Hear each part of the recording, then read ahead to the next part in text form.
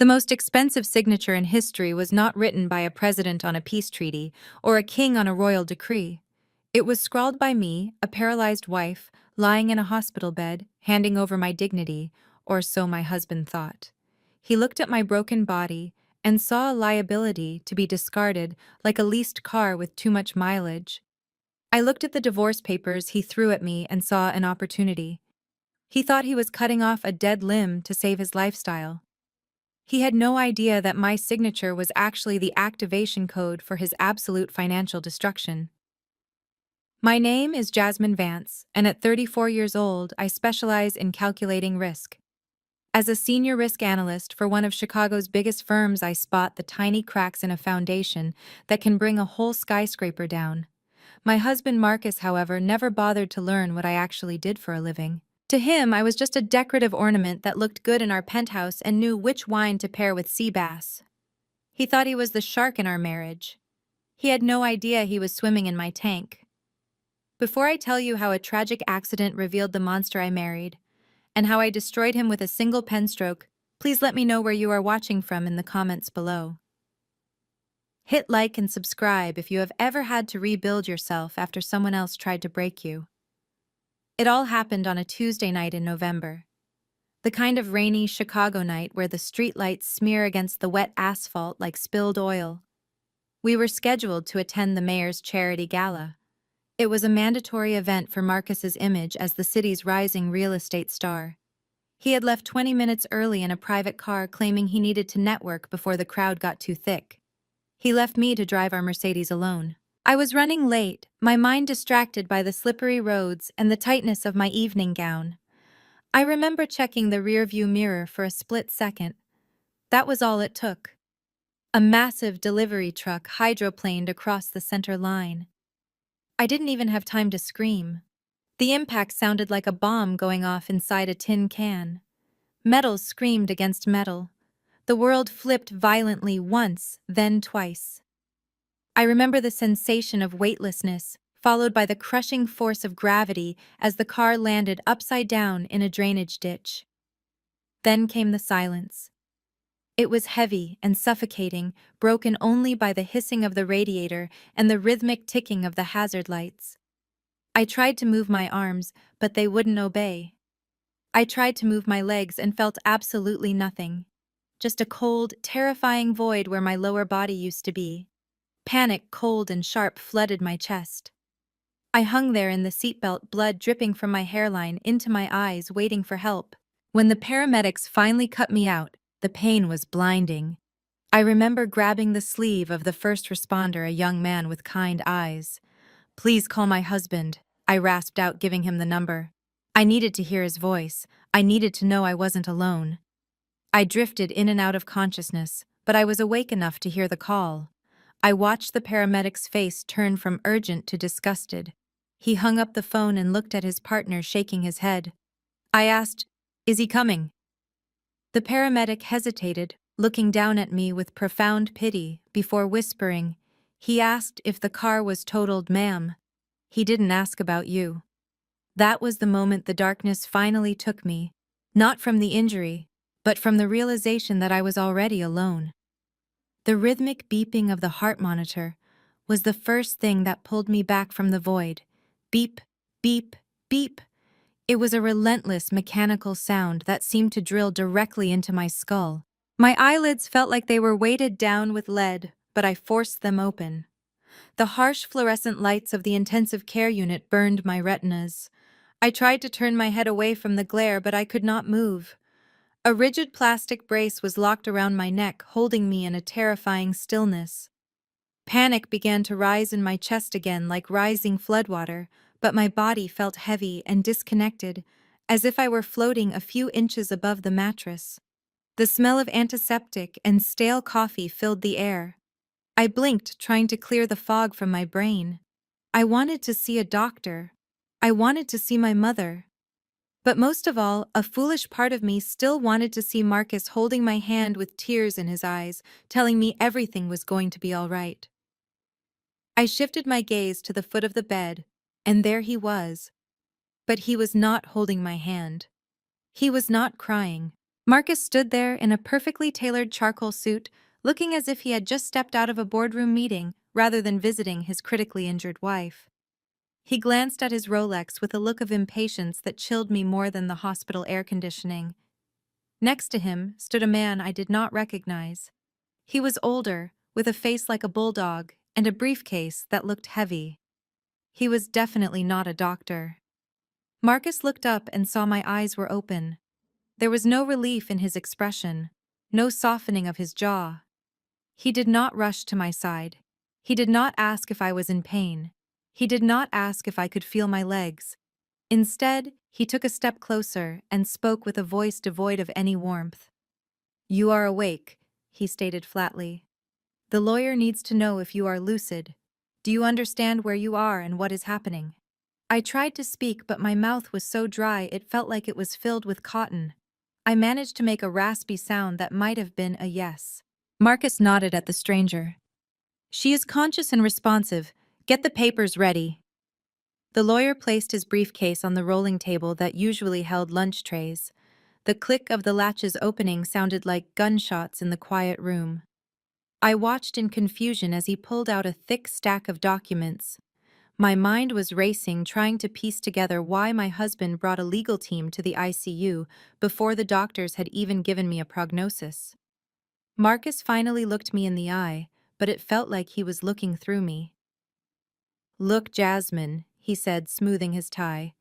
"The doctors say your recovery is going to be long, very long, and frankly, I have a business to run. I cannot have my image tarnished by a spouse who requires 24-hour care. It projects weakness. And you know how I feel about weakness." He signaled the lawyer to hand me a pen. "I need you to sign these.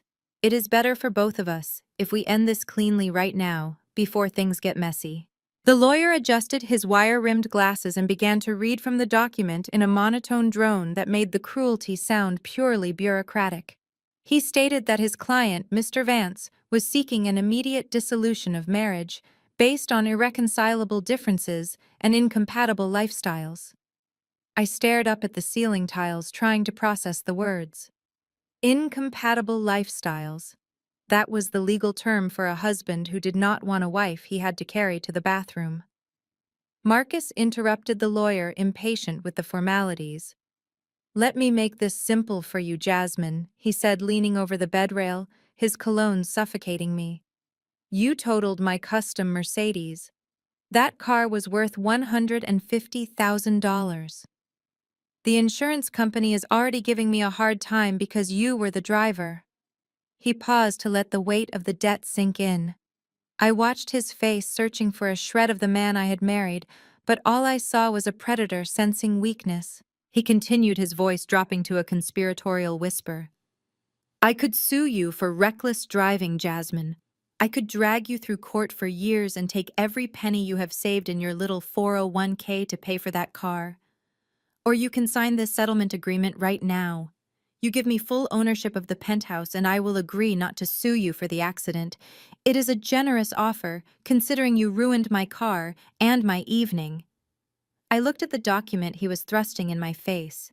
It was blackmail, pure and simple. He was leveraging my vulnerability to steal the home I had paid the down payment on. My heart hammered against my ribs. I wanted to scream. I wanted to tear the paper to shreds. But then my training took over. I am a risk analyst. I look for the details that others miss. I forced my eyes to focus on the dense legal text. I scanned past the paragraphs about the house and the furniture until my eyes landed on a small clause at the bottom of page 3, clause 14C. It was standard legal boilerplate, or at least that is what Marcus and his bulldog lawyer thought. The clause stated that in exchange for the marital residence, the husband explicitly waived all claims to the wife's personal speculative investments, intellectual property, and business ventures, deeming them of negligible value. My breath hitched in my throat. Negligible value? Marcus thought my side projects were just hobbies. He thought the startup shares I had bought years ago were worthless. He was so focused on grabbing the penthouse that he was unknowingly signing away his right to a fortune that was about to mature. I looked up at him. He was tapping his foot impatiently. "Well, Jasmine," he snapped, "do you want to be homeless and in debt or just homeless?" I reached for the pen with a trembling hand, feigning defeat. I let a single tear roll down my cheek to sell the performance. "You are right, Marcus," I whispered. "I cannot fight you." I pressed the pen to the paper. The ink flowed smoothly as I signed my name. With every loop of the letters, I wasn't just signing away a house. I was signing his financial death warrant. I handed the clipboard back to the lawyer. Marcus snatched the paper, looking at my signature with a triumphant smirk. "Smart girl," he said, checking the signature to make sure it was legible. "You finally did something right." He had no idea that he had just traded a diamond mine for a pile of bricks. The ink was barely dry on the page before Marcus snatched the clipboard from my hands. He moved with the speed of a man securing a winning lottery ticket. He flipped through the pages one last time, ensuring every signature was in place and every initial was scrawled correctly. Satisfied, he snapped the folder shut and handed it to his lawyer. The sound of the latch clicking was final. It sounded like a prison door slamming shut, but I knew he was the one who had just locked himself in. He just did not know it yet. He straightened his tie and looked down at me. There was no trace of the husband who had vowed to love me in sickness and in health. There was only a businessman concluding a transaction. "Well, that is settled," he said, brushing an invisible speck of dust from his lapel. "By the way, you do not need to worry about packing. I took the liberty of hiring a moving crew this morning while you were in surgery. They have already cleared your personal effects from the penthouse. Everything is being sent to a storage unit in the south side. I texted you the access code." My breath caught in my throat. While doctors were drilling into my spine to save my life, he was directing movers to box up my clothes. He had erased me from our home before I had even woken up. He saw the shock on my face and offered a shrug that was almost apologetic, but entirely fake. "It was better this way, Jasmine," he said. "I did not want you to have the stress of moving while you are recovering. Plus, I have an interior decorator coming tomorrow. I want a fresh start, a fresh look." He turned to leave without a goodbye. He did not touch me. He did not wish me a fast recovery. He simply walked out the door, his Italian leather shoes clicking rhythmically against the linoleum floor. The lawyer followed him like a well-trained dog. I watched them disappear down the hallway, and the silence crashed back into the room. It was heavier than before. A moment later, the nurse who had been checking the monitors in the corner stepped forward. She was a middle-aged woman with kind eyes that were currently filled with a thick, suffocating pity. I hated that look. It made me feel small. It made me feel like a victim. She reached for a box of tissues and held one out to me. Her voice was soft and trembling. "I am so sorry, honey," she whispered. "That was the coldest thing I have ever seen. Do you want to cry? It is okay to let it out." I looked at the tissue in her hand. It was white and flimsy, just like the marriage I had just ended. I looked up at her and shook my head slowly. My eyes were dry. My heart was pounding, not with sorrow, but with a cold, calculating rhythm. "No, thank you," I said, my voice steady and hard as steel. "I do not need to cry. Tears are for people who have lost something valuable. I haven't lost anything today. I just took out the trash." The nurse lowered her hand, surprised by my tone. She did not see a broken woman in the bed anymore. She saw something else, something dangerous. I lay back against the pillows and stared at the ceiling. The pain in my legs was still there, but it was distant now. It was overshadowed by a new sensation, a burning focus. Marcus thought he had stripped me of my home and my dignity. He thought he had left me powerless. But he forgot the first rule of risk analysis. Never underestimate a variable you cannot control. And he had just turned me into the most volatile variable in his life. I closed my eyes and began to count. Not sheep, but assets.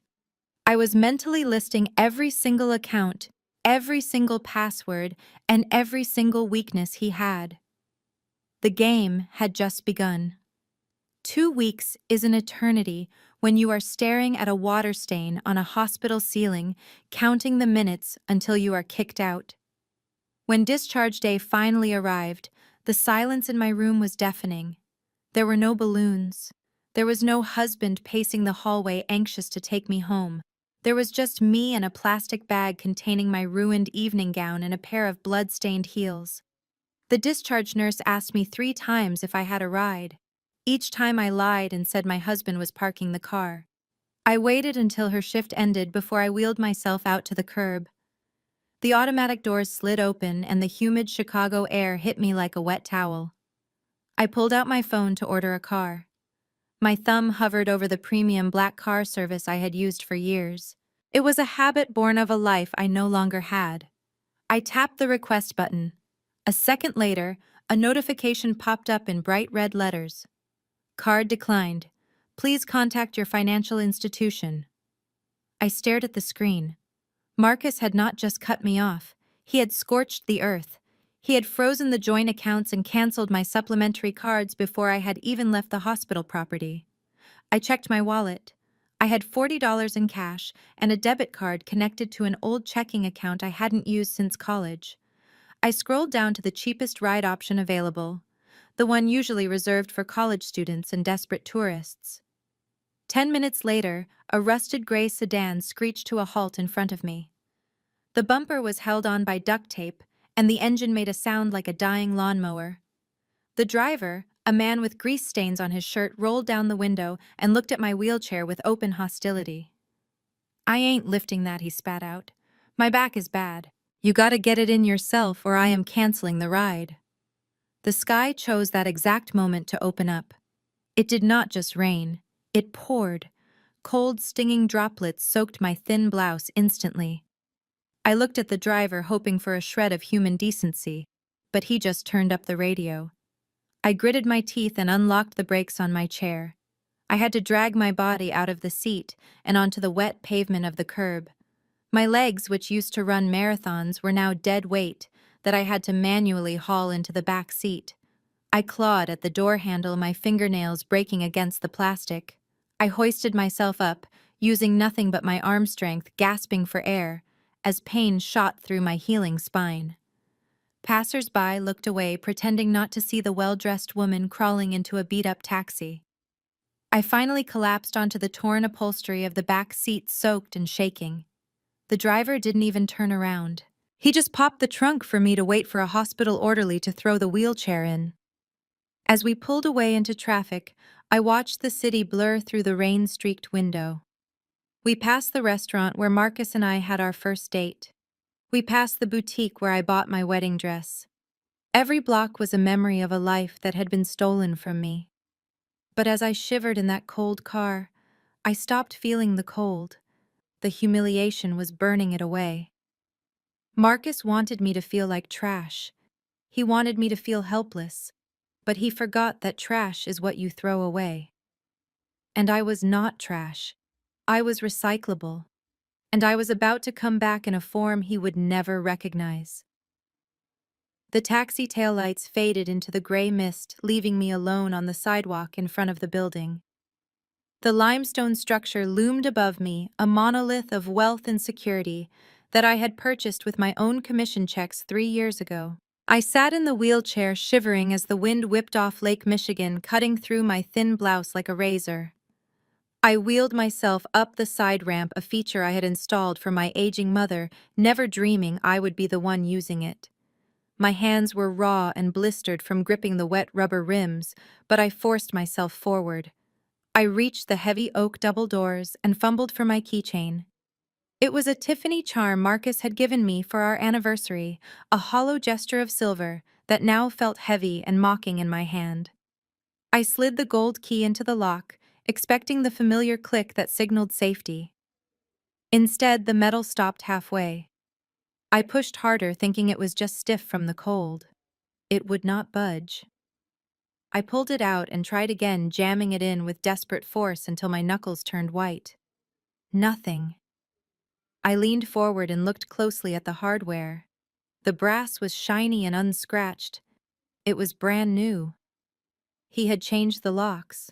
A wave of nausea rolled over me. He had not just evicted me, he had sealed the fortress. I pressed the video intercom button, my finger leaving a smudge of blood on the polished steel. I waited. The camera light blinked red, watching me like a mechanical eye. Finally, the speaker crackled to life. "Who is it?" a voice asked hesitantly. It was Maria, our housekeeper. A woman I had hired 5 years ago. A woman whose daughter's college tuition I had helped pay. "Maria, it is me, Jasmine," I said, my voice trembling with cold and rage. "Open the door, Maria. I need to get inside." There was a long, agonizing silence. Then the heavy door cracked open, just an inch kept firmly in place by the security chain. I saw Maria's face in the gap. She looked terrified, her eyes darting back towards the elevator bank, as if she expected a monster to appear. "Mrs. Jasmine," she whispered, "you cannot be here. Mr. Marcus said you do not live here anymore. He gave strict orders. He said if I let you in, he will fire me immediately and call the police for trespassing." "Maria, I bought this house," I pleaded, gripping the cold doorframe. "I have nowhere to go. It is freezing and I am in a wheelchair. Please just let me into the lobby to dry off." She shook her head, tears welling in her eyes. "I am sorry, Mrs. Jasmine. He is watching the security cameras right now. I have 3 kids to feed. I cannot lose this job. Please go away before he sees you." The door slammed shut. The deadbolt slid home with a heavy thud that vibrated through the frame and into my bones. I sat there staring at the wood grain, my reflection distorted in the varnish. The rain intensified, drumming against my skull. I was locked out of my own life. I looked up at the penthouse windows on the 40th floor. I could see the warm, golden glow of the chandelier. I imagined him up there sipping my vintage scotch, probably laughing at the thought of me wet and broken on the sidewalk. He thought he had won. He thought the rain would wash me away. He did not realize it was watering the seeds of my vengeance. I wiped the water from my eyes and turned my wheelchair around to face the street. I did not have a home anymore, but I had a plan. And unlike this house, my plan was bulletproof. The sound of the heavy deadbolt sliding back made my heart jump. For a split second, a foolish hope sparked in my chest. I thought maybe Marcus had come to his senses, or perhaps Maria had found the courage to defy him. The door swung open slowly, revealing the warm golden light of the foyer. But it was not Marcus standing there, and it was certainly not Maria. It was Mama Louise. My mother-in-law stood on the threshold, like a gatekeeper to hell, dressed in a cream-colored cashmere cardigan that I knew cost $600 because I was the one who bought it for her last Christmas. She looked down at me with a sneer that twisted her perfectly made-up face. It was pouring rain now, a freezing Chicago downpour that soaked through my clothes and chilled me to the bone. Mama Louise popped open a large black umbrella. I expected her to step forward to shield me from the storm, even for a moment. Instead, she tilted the umbrella carefully so it only covered her fresh blowout, leaving me exposed to the elements. She took a step onto the porch, her heels clicking on the stone. "Look at you," she said, her voice dripping with disdain. "You look like a drowned rat. I told Marcus he should have sent you to a state facility directly from the hospital. Bringing you here would only lower the property value." I gripped the wet rims of my wheelchair, my knuckles turning white. "Mama Louise," I said, my voice shaking from the cold. "I paid for this house. I paid for your heart surgery last year. How can you stand there and watch me freeze?" She let out a sharp, cruel laugh that sounded like glass breaking. "Oh, stop being so dramatic, Jasmine. You paid for a few things. So what? That is what a dutiful daughter-in-law is supposed to do. But you are not useful anymore, are you? You are broken goods. My son is a rising star in this city. He needs a wife who can walk beside him at galas, not a cripple he has to push around like a shopping cart." She leaned in closer, the umbrella rim dripping water onto my lap. "And let us be honest, dear. You were failing him long before the accident. 5 years of marriage and not a single grandchild. You could not give him a son when your legs worked, so what use are you to him now? Marcus needs a woman who is whole, a woman who can give him a legacy, not a barren burden in a wheelchair. The words hit me harder than the car crash. She knew exactly where to strike. She knew how much we had struggled with fertility, how many tears I had shed in private. And now she was using my pain as a weapon to justify throwing me out on the street. She checked her nails, looking bored with my suffering. "Do yourself a favor and roll away before the neighbors call the police," she said, turning back toward the warmth of the house. "You do not belong here anymore, Jasmine. You are just a stain on the driveway now." She stepped back inside and closed the door without looking back. The lock clicked shut again, leaving me alone in the rain, with the echo of her cruelty ringing in my ears. I stared at the closed door, wiping the rain from my face. She called me a burden. She called me useless. But as I sat there shivering, I realized she had made a fatal mistake. She thought I was weak because I couldn't walk. She forgot that my brain was the most dangerous muscle I had. And she had just given me all the motivation I needed to ensure that when I brought this family down, she would be the first one to fall. The door opened again, but this time it was not Mama Louise. It was Marcus. He was struggling with two large, heavy-duty black trash bags. He stepped out onto the porch, not caring that his Italian loafers were getting wet. He looked down at me with a mixture of disgust and theatrical exhaustion. He heaved the bags over the railing. They hit the wet pavement of the driveway with a sickening wet thud. One of the bags split open, spilling its contents onto the muddy ground. I stared in horror as my clothes, my favorite silk blouses, the cashmere sweaters I had bought with my first bonus check, and the dress I wore on our honeymoon lay soaking in the dirty rainwater. "Get your junk and get off my property," Marcus bellowed. His voice was unnaturally loud, booming across the quiet cul-de-sac. I looked up at him, confused by the volume. We were only 5 feet apart. Then I saw his eyes darting toward the house next door. I followed his gaze. The heavy velvet curtains in Mrs. Higgins' living room window twitched. Mrs. Higgins was the neighborhood gossip, the self-appointed guardian of moral standards in our gated community. Marcus wasn't yelling at me. He was performing for an audience. "I gave you everything, Jasmine," he shouted, waving his arms dramatically. "I paid your medical bills, I paid your debts, and this is how you repay me, by stalking me, by refusing to let go." I sat frozen in my wheelchair, water dripping from my nose, completely stunned by the narrative he was constructing in real time. He was painting me as the unstable, obsessive ex-wife, and himself as the long-suffering victim. I tried to speak, to tell him to stop lying, but he cut me off, raising his voice even higher. "You are nothing but a gold digger," he screamed, pointing a finger at me like a weapon.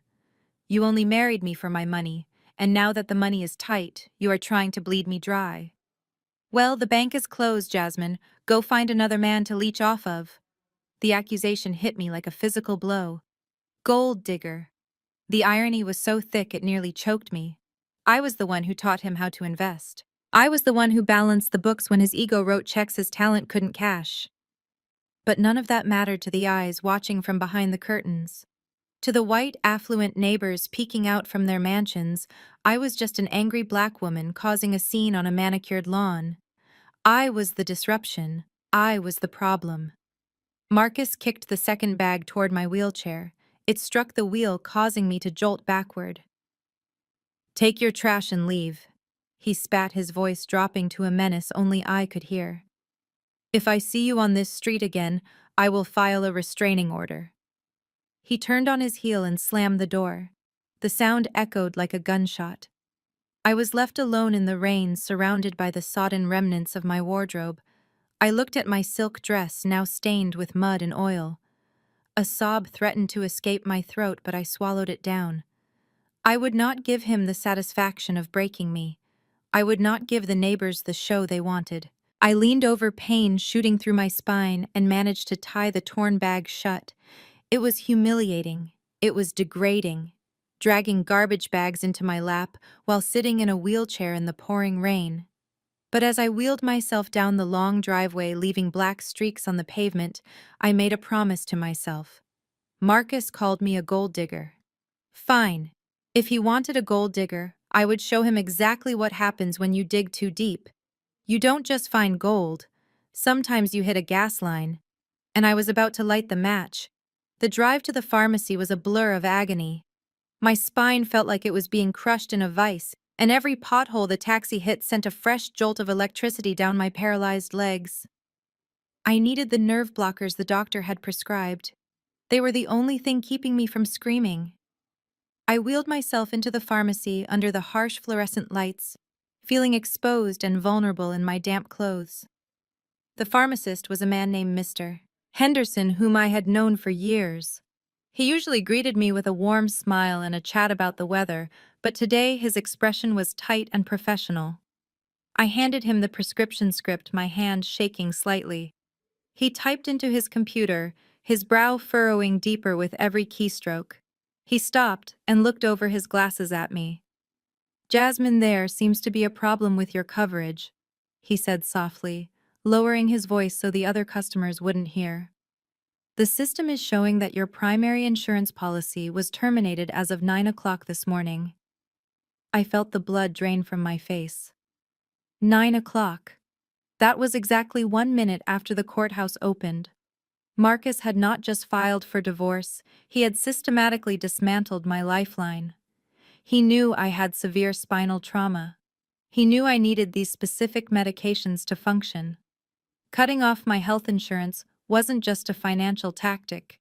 It was an act of physical violence. "Please check again, Mr. Henderson," I pleaded, gripping the counter. "That has to be a mistake. My husband pays the premium through his company. It is a platinum plan." Mr. Henderson shook his head sympathetically, turning the screen so I could see the red block letters.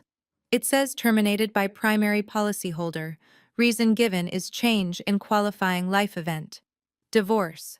I cannot run this through insurance, Jasmine. You will have to pay out of pocket." I swallowed hard, fighting back the nausea rising in my throat. "How much is it?" I asked, bracing myself. He typed in a code and winced. "For a 30-day supply without the copay adjustment, it comes to $2,140.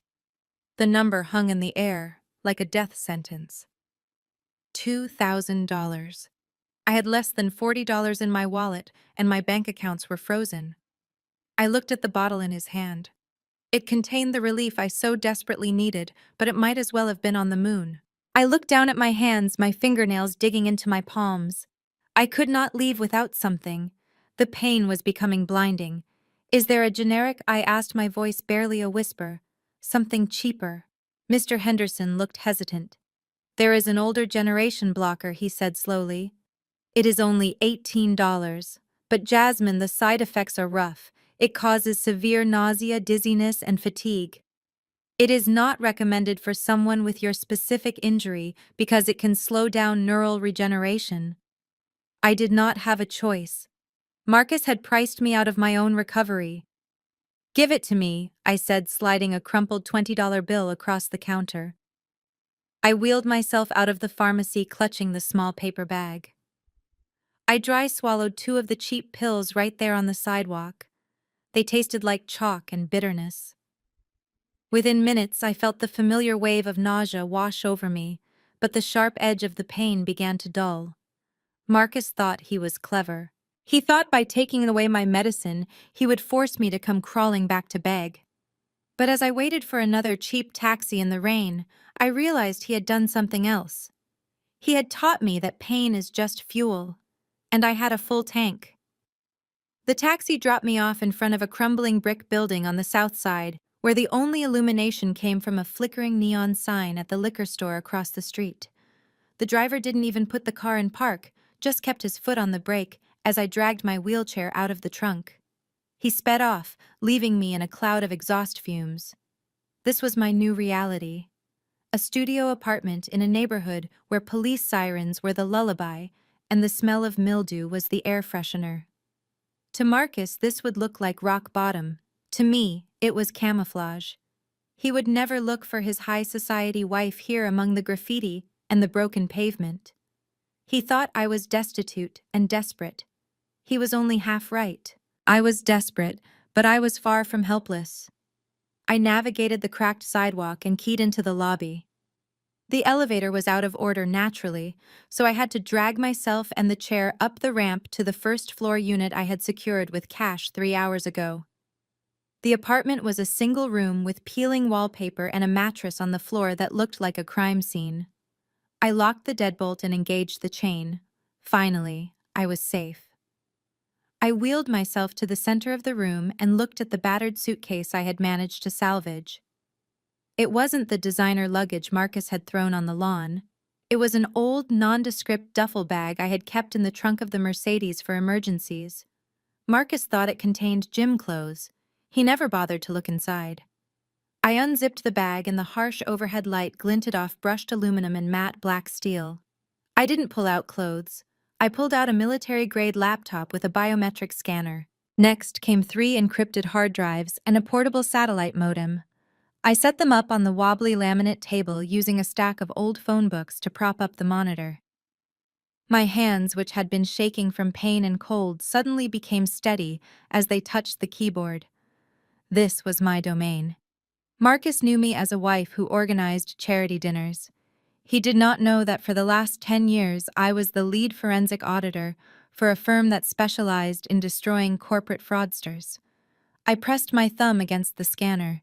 The screen flared to life with a soft blue glow. Access granted. Hello, Jasmine? I typed in a command string that I could execute in my sleep, bypassing the standard internet gateways and routing my connection through servers in 3 different countries. My screen filled with cascading lines of code and financial data. I wasn't just checking my email.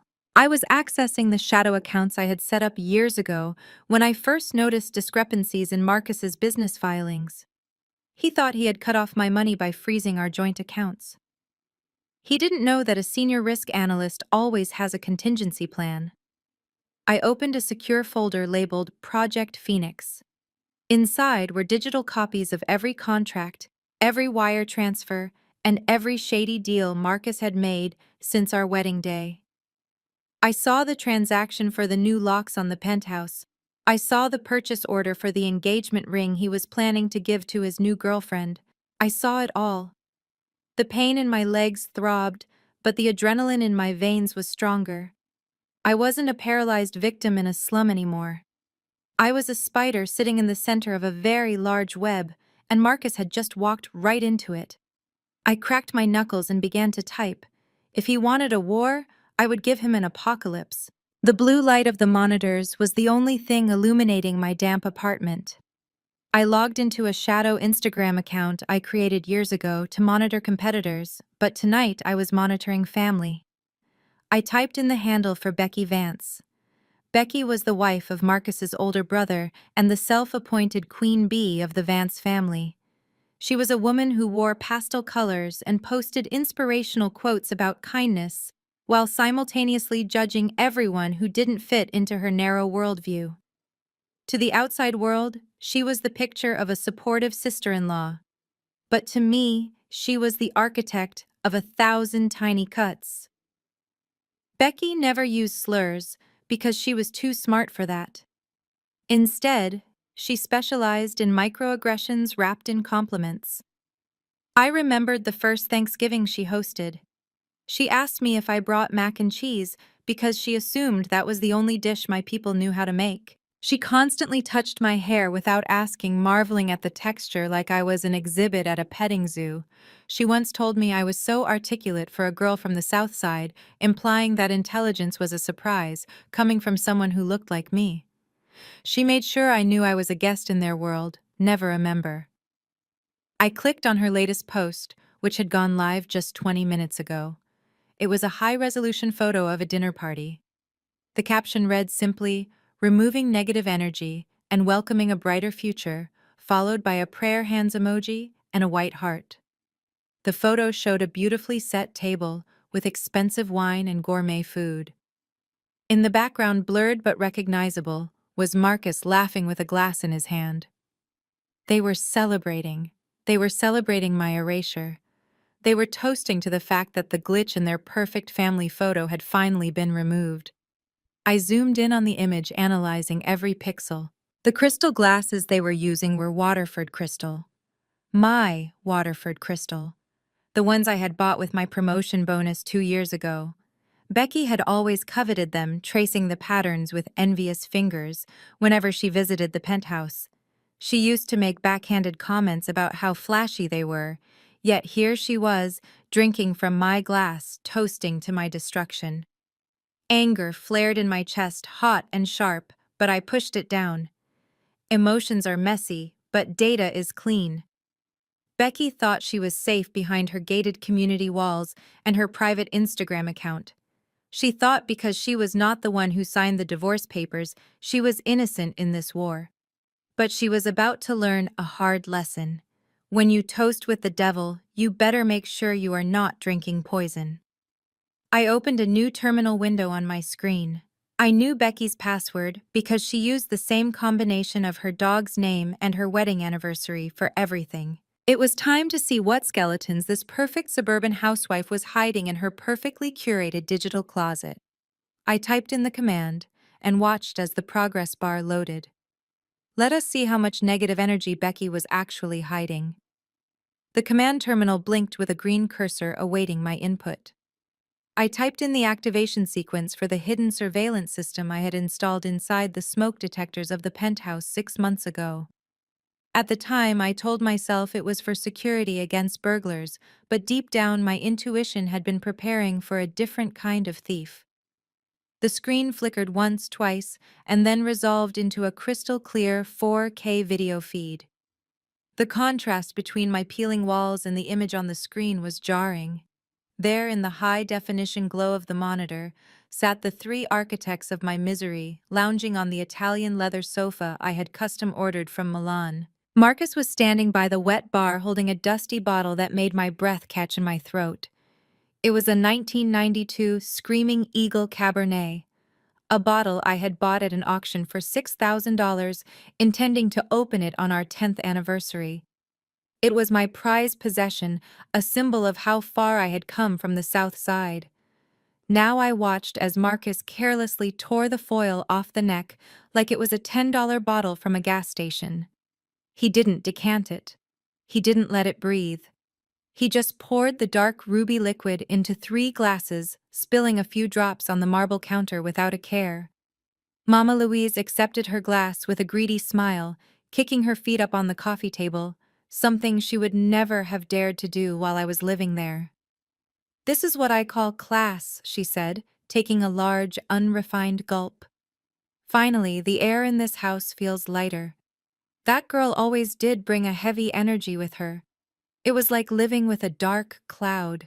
Becky, who was curled up in my favorite armchair, nodded vigorously, swirling the wine she didn't have the palate to appreciate. "You are so right, Mama," she chirped. Jasmine was just so intense. She made everything a competition. It is nice to just relax without feeling like you are being judged by someone who thinks they are better than you just because they read a few books. Marcus raised his glass high, the light catching the expensive crystal. "To freedom," he announced, his voice booming through my laptop speakers. "To getting my life back. And to upgrades." They clinked glasses, the sound ringing out like a bell. I sat in the darkness of my slum apartment, watching them drink my wine and celebrate my erasure. They laughed, discussing how they were going to redecorate the master bedroom to remove my trace completely. Marcus made a joke about how easy it was to get me to sign the papers, and they all roared with laughter. They thought they were alone. They thought their words were vanishing into the ether. They didn't know that every insult, every lie, and every admission of guilt was being recorded onto a secure server. I didn't cry. I didn't scream. I simply reached for a bag of stale chips on my wobbly table and ate one while I watched them. "Enjoy the wine, Marcus," I whispered to the screen. "Drink up, because that bottle costs more than what you will have left in your bank account when I am done with you." This was not a party. It was the last meal of the condemned, and they didn't even know the executioner was watching. The video feed on my monitor flickered slightly as the front door of the penthouse swung open. Mama Louise walked in first, wearing a triumphant grin that stretched from ear to ear. Behind her trailed a girl who looked like she had been manufactured in a factory designed solely to please narcissistic men. This was Vanessa. I recognized her immediately because her father was the bishop of the largest megachurch in Chicago, and her face had been on billboards advertising their youth ministry. She was 23 years old with flawless mahogany skin and a demeanor that screamed obedience. She wore a modest floral dress that cost more than my entire first car, and she kept her eyes lowered in a display of performative humility that made my stomach turn. I watched from my cold apartment as Marcus stood up from the sofa. He smoothed his suit jacket and walked over to her with a predator's stride. He did not look at her face. He looked at her body. He scanned her up and down, assessing her value like he was inspecting a piece of prime real estate. Mama Louise clapped her hands together like a seal at a circus. "Marcus, this is Vanessa," she announced, her voice shrill with excitement. "The bishop and I agree that she is exactly the kind of stabilizing influence you need right now. She leads the choir, she volunteers at the soup kitchen, and most importantly, she has never worked a corporate job in her life. She is purely domestic." Marcus took Vanessa's hand and kissed it. I watched him pour her a glass of my vintage wine. He led her to the dining table where Becky was already seated like a court jester waiting to entertain the king. The way Marcus looked at Vanessa made my skin crawl. It was not love, it was ownership. He sat down at the head of the table and gestured for Vanessa to sit on his right. The seat that used to be mine. "You are very beautiful, Vanessa," Marcus said, leaning back in his chair. "It is refreshing. My ex-wife Jasmine was always so exhausted. She was always talking about quarterly reports and risk assessments. She brought work home. It killed the romance. I need a woman who understands that her job is to be my peace, not my competitor." Vanessa giggled, a soft, practiced sound. "Oh, I would never bore you with business talk, Marcus," she said, her voice light and airy. "My father says a woman's glory is in her home. I just want to support a strong man like you." Becky chimed in from across the table, her eyes glinting with malice. "That is exactly what we were saying earlier. You know, Vanessa, you just have such a good pedigree. It is so important to come from good stock. Jasmine came from, well, let us just say her background was a bit scrappy. You can tell you have good genes. Strong, healthy genes. Unlike some people who break so easily." I froze. Becky was talking about my accident. She was talking about my fertility struggles. She was calling me genetically inferior because a truck had crushed my spine. I watched Marcus nod in agreement, swirling his wine. "You are right, Becky," he said. "No more broken goods. I need a legacy. I need heirs." And looking at Vanessa, "I think we can definitely secure the future of the Vance empire." I zoomed in on the screen until Vanessa's smiling face filled the pixelated window. She had no idea she was dining with vultures. She thought she was marrying into a fairy tale, but she was actually stepping into a horror movie. Marcus put his hand on her knee, and she didn't flinch. He was already planning the wedding. He was already spending money he didn't have to buy a ring for a girl he didn't love. I took a sip of my lukewarm water and felt a cold smile spread across my face. Go ahead, Marcus. Fall in love. Make promises. Plan a future. Because by the time I am done with you, the only thing you will be able to offer this girl is a seat on the bus to your bankruptcy hearing. The replacement had arrived, but she was about to become collateral damage. A loud banging on the peeling paint of my front door shattered the silence of my morning routine.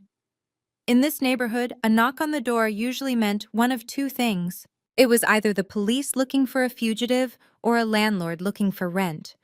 I wheeled myself to the entryway and peered through the peephole. A man I did not recognize stood there holding a thick manila envelope. He wore a cheap windbreaker and looked bored. I unlocked the deadbolt and opened the door just a crack, keeping the security chain engaged. The man looked down at me, scanning my face and then glancing at the wheelchair. "Are you Jasmine Vance?" he asked flatly. I nodded. "You have been served," he mumbled, shoving the envelope through the crack in the door before turning and walking away without another word. I closed the door and locked it, my hands trembling slightly. I assumed it was the finalization of the divorce decree. I assumed it was Marcus making good on his promise to legally sever all ties so he could marry his new trophy wife without any baggage. I wheeled myself back to the table and slit the envelope open with a kitchen knife. I pulled out the stack of legal documents and began to read. What I saw made the blood freeze in my veins. It was not a divorce decree. It was a petition for spousal support and alimony pendente light. I blinked hard, sure that I was misreading the legal jargon. I read it again. Marcus was suing me for monthly alimony payments. My eyes scanned the affidavit attached to the petition, and my jaw dropped. In paragraph 4, Marcus claimed that my tragic accident and subsequent disability had caused him severe emotional distress and crippling depression. He stated under penalty of perjury that the trauma of seeing his wife paralyzed had rendered him unable to perform his duties as a CEO effectively. He claimed he was suffering from loss of consortium and post-traumatic stress disorder, which had negatively impacted his income. Therefore, he argued that since I had previously been the high earner in the household with my secret investments, which he had conveniently remembered, I should be ordered to pay him $10,000 a month to maintain his standard of living while he recovered from the trauma of my injury. The audacity was so suffocating, I almost forgot to breathe. The man who had thrown me out of the ICU, the man who had dumped my clothes in the mud, the man who was currently planning a lavish wedding with a 23-year-old. This man was now claiming to be too depressed to work because he was so sad about my legs. It was the most narcissistic, twisted projection I had ever witnessed. He had stripped me of my home, my insurance, and my dignity, and now he wanted to pick the meat off my bones. But as I read further, a cold realization washed over me. This was not just cruelty. This was desperation. Marcus was bleeding money. He was terrified. He knew that without my salary and my management of his books, his lifestyle was unsustainable. He was trying to squeeze water from a stone because he was drowning in debt. He thought I was hiding money in an offshore account, and he was trying to use the court system to force me to open my wallet. He was right about the money, but he was wrong about the outcome. I did not tear up the papers in a fit of rage. I did not call him screaming. Instead, I walked over to my scanner and fed the documents into the machine. I saved the file to a folder named Exhibit F Perjury. Marcus had just made a fatal tactical error. By claiming in a court of law that he was too depressed to work, he had just handed me the weapon I needed to destroy his credibility. I looked at the surveillance feed on my other monitor. It showed Marcus laughing at a country club lunch just yesterday. I smiled. If he wanted to play the victim, I would help him. I would make sure he was a victim of his own lies. The trap was set, and he had just stepped right onto the trigger. The sight of a pearl-white Range Rover navigating the potholed streets of my new neighborhood was almost comical. It looked like a spaceship attempting to land on a desolate planet. I watched through the peephole as Becky parked her six-figure SUV directly in front of a fire hydrant, ignoring the red curb.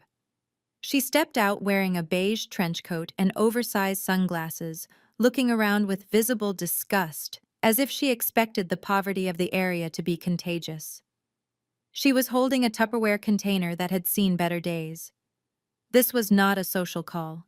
This was a reconnaissance mission. I quickly threw a stained blanket over my high-tech workstation, hiding the laptop and the hard drives. I slumped down in my wheelchair, letting my head hang low, and practiced my best expression of defeated misery. When I unlocked the door, Becky did not wait to be invited in. She breezed past me, bringing a cloud of expensive floral perfume that smelled out of place in the musty studio apartment. She looked around the room, her eyes scanning every corner, not with concern but with calculation. She was looking for assets. She was checking to see if I had any designer bags hidden in the closet or any jewelry on the dresser. "Oh, Jasmine," she sighed theatrically, clutching the plastic container to her chest. "This place is certainly cozy. I suppose it is all you can afford right now, given the circumstances. I brought you something." She thrust the container at me. I took it. It was cold. Inside were 2 dry slices of lemon pound cake. It was the cake from their engagement celebration. She had brought me the literal crumbs of her family's happiness. "I thought you might want a taste," she said, smiling that tight fake smile of hers. It was such a lovely dinner. "Vanessa is just delightful. But we were all so worried about you, Jasmine. Especially Marcus. He feels terrible about the lawsuit, but you know he has to protect his future." I kept my head down, clutching the cold cake.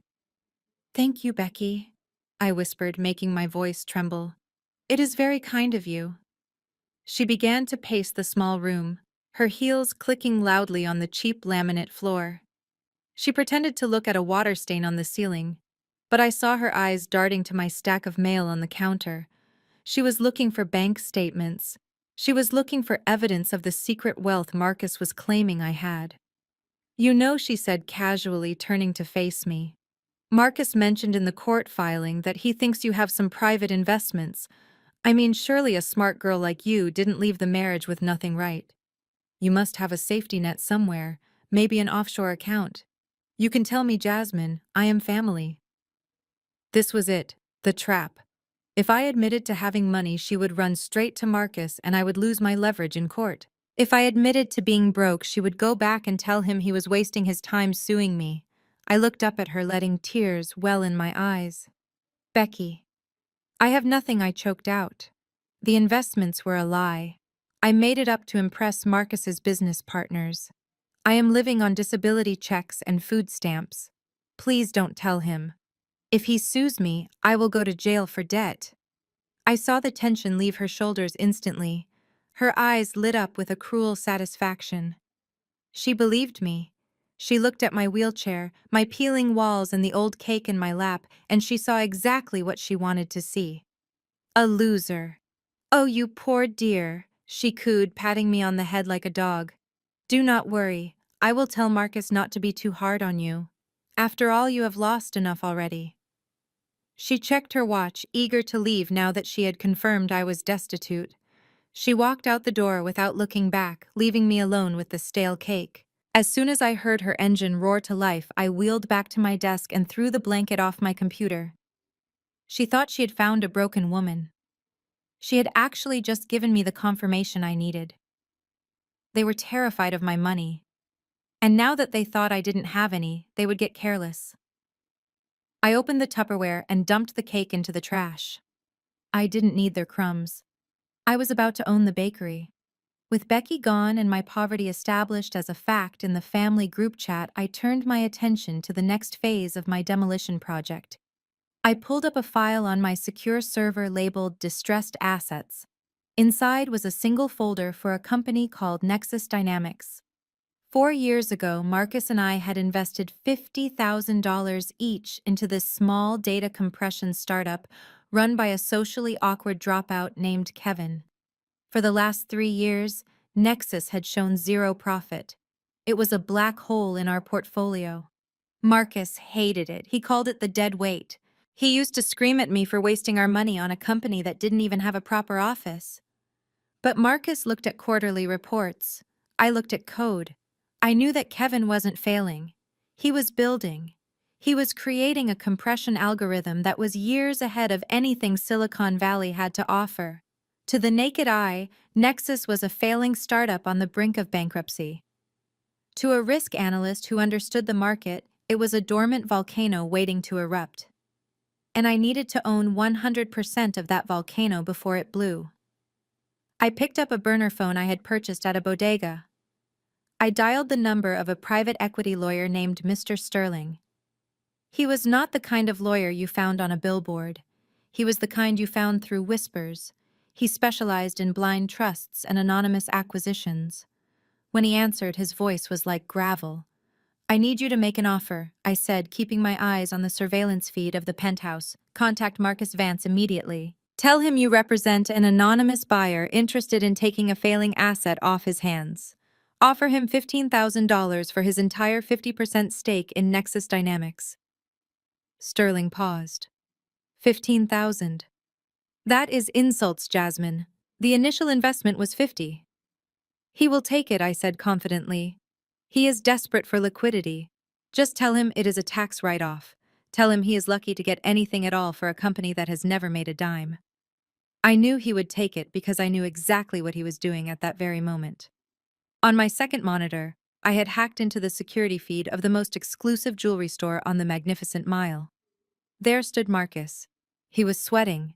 He was looking at a 3-carat radiant cut diamond ring that cost $45,000. He wanted to propose to Vanessa. He wanted to lock down the bishop's daughter and secure his social standing. But his credit cards were maxed out and his bank accounts were drained from the legal fees of suing me. He needed cash fast.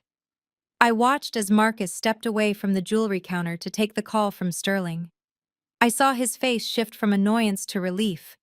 He was selling his future to buy a shiny rock for a girl who was just a pawn in his game. He thought he was being smart. He thought he was dumping a useless stock to fund his new life. He had no idea that he was selling the winning lottery ticket back to the person he had thrown in the trash. I hung up the phone and waited. The trap was not just set. It was baited with the one thing Marcus could not resist: easy money. The knock on my door was authoritative and impatient.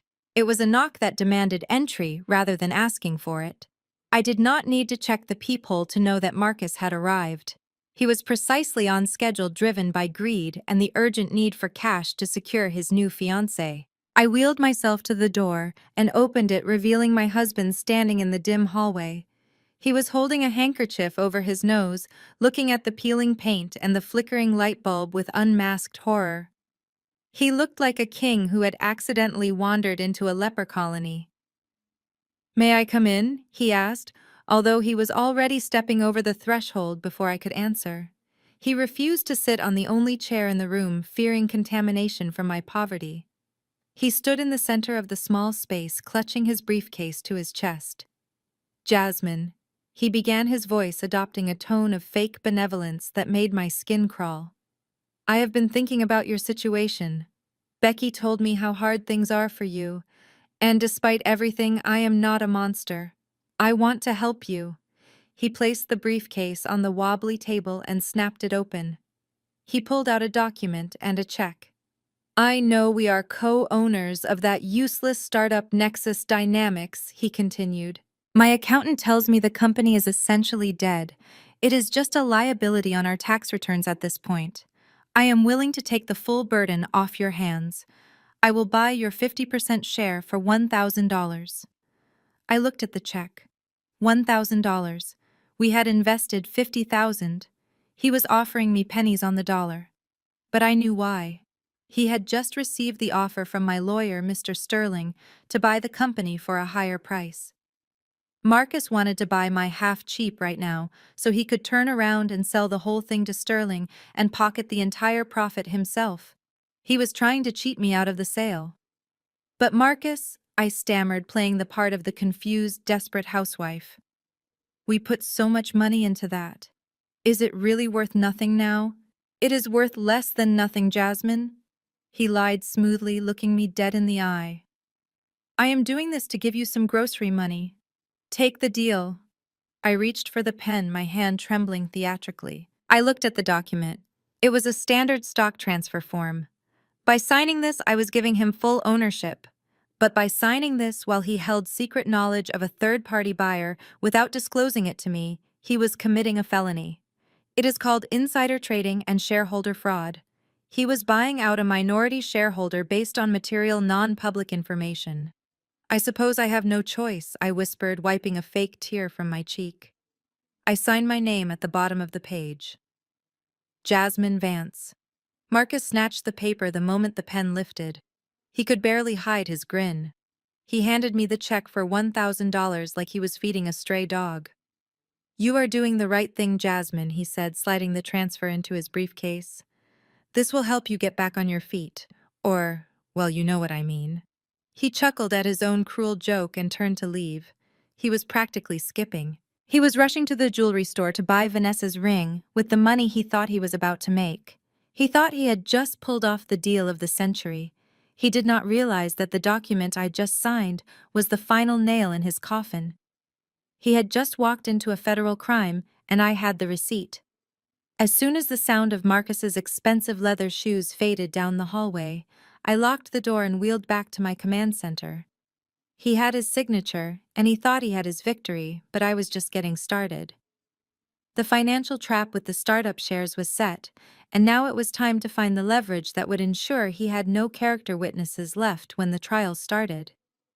I needed to know exactly who he was funding with the money he was stealing from me. I assumed it was all going to Vanessa, the pastor's daughter, but my gut told me there was more. Marcus was a narcissist, and narcissists always need more than one source of supply. I pulled up the terminal window that was mirroring Marcus's phone. Because we had shared a family plan for 5 years, and he had never bothered to change his credentials after the separation, I had full access to his cloud backup. I bypassed the standard photo gallery, which was filled with selfies and pictures of expensive watches he couldn't afford.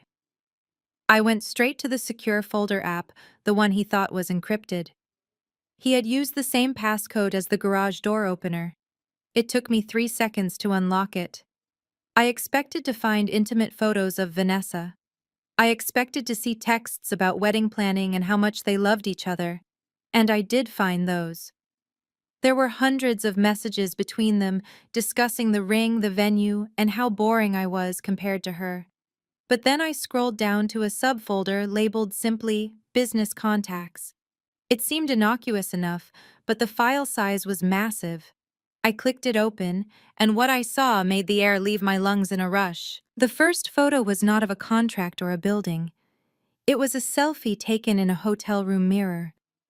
But the woman in the frame was not Vanessa. It was Becky, my sister-in-law, the woman who had just stood in my apartment, judging my poverty and feeding me stale cake.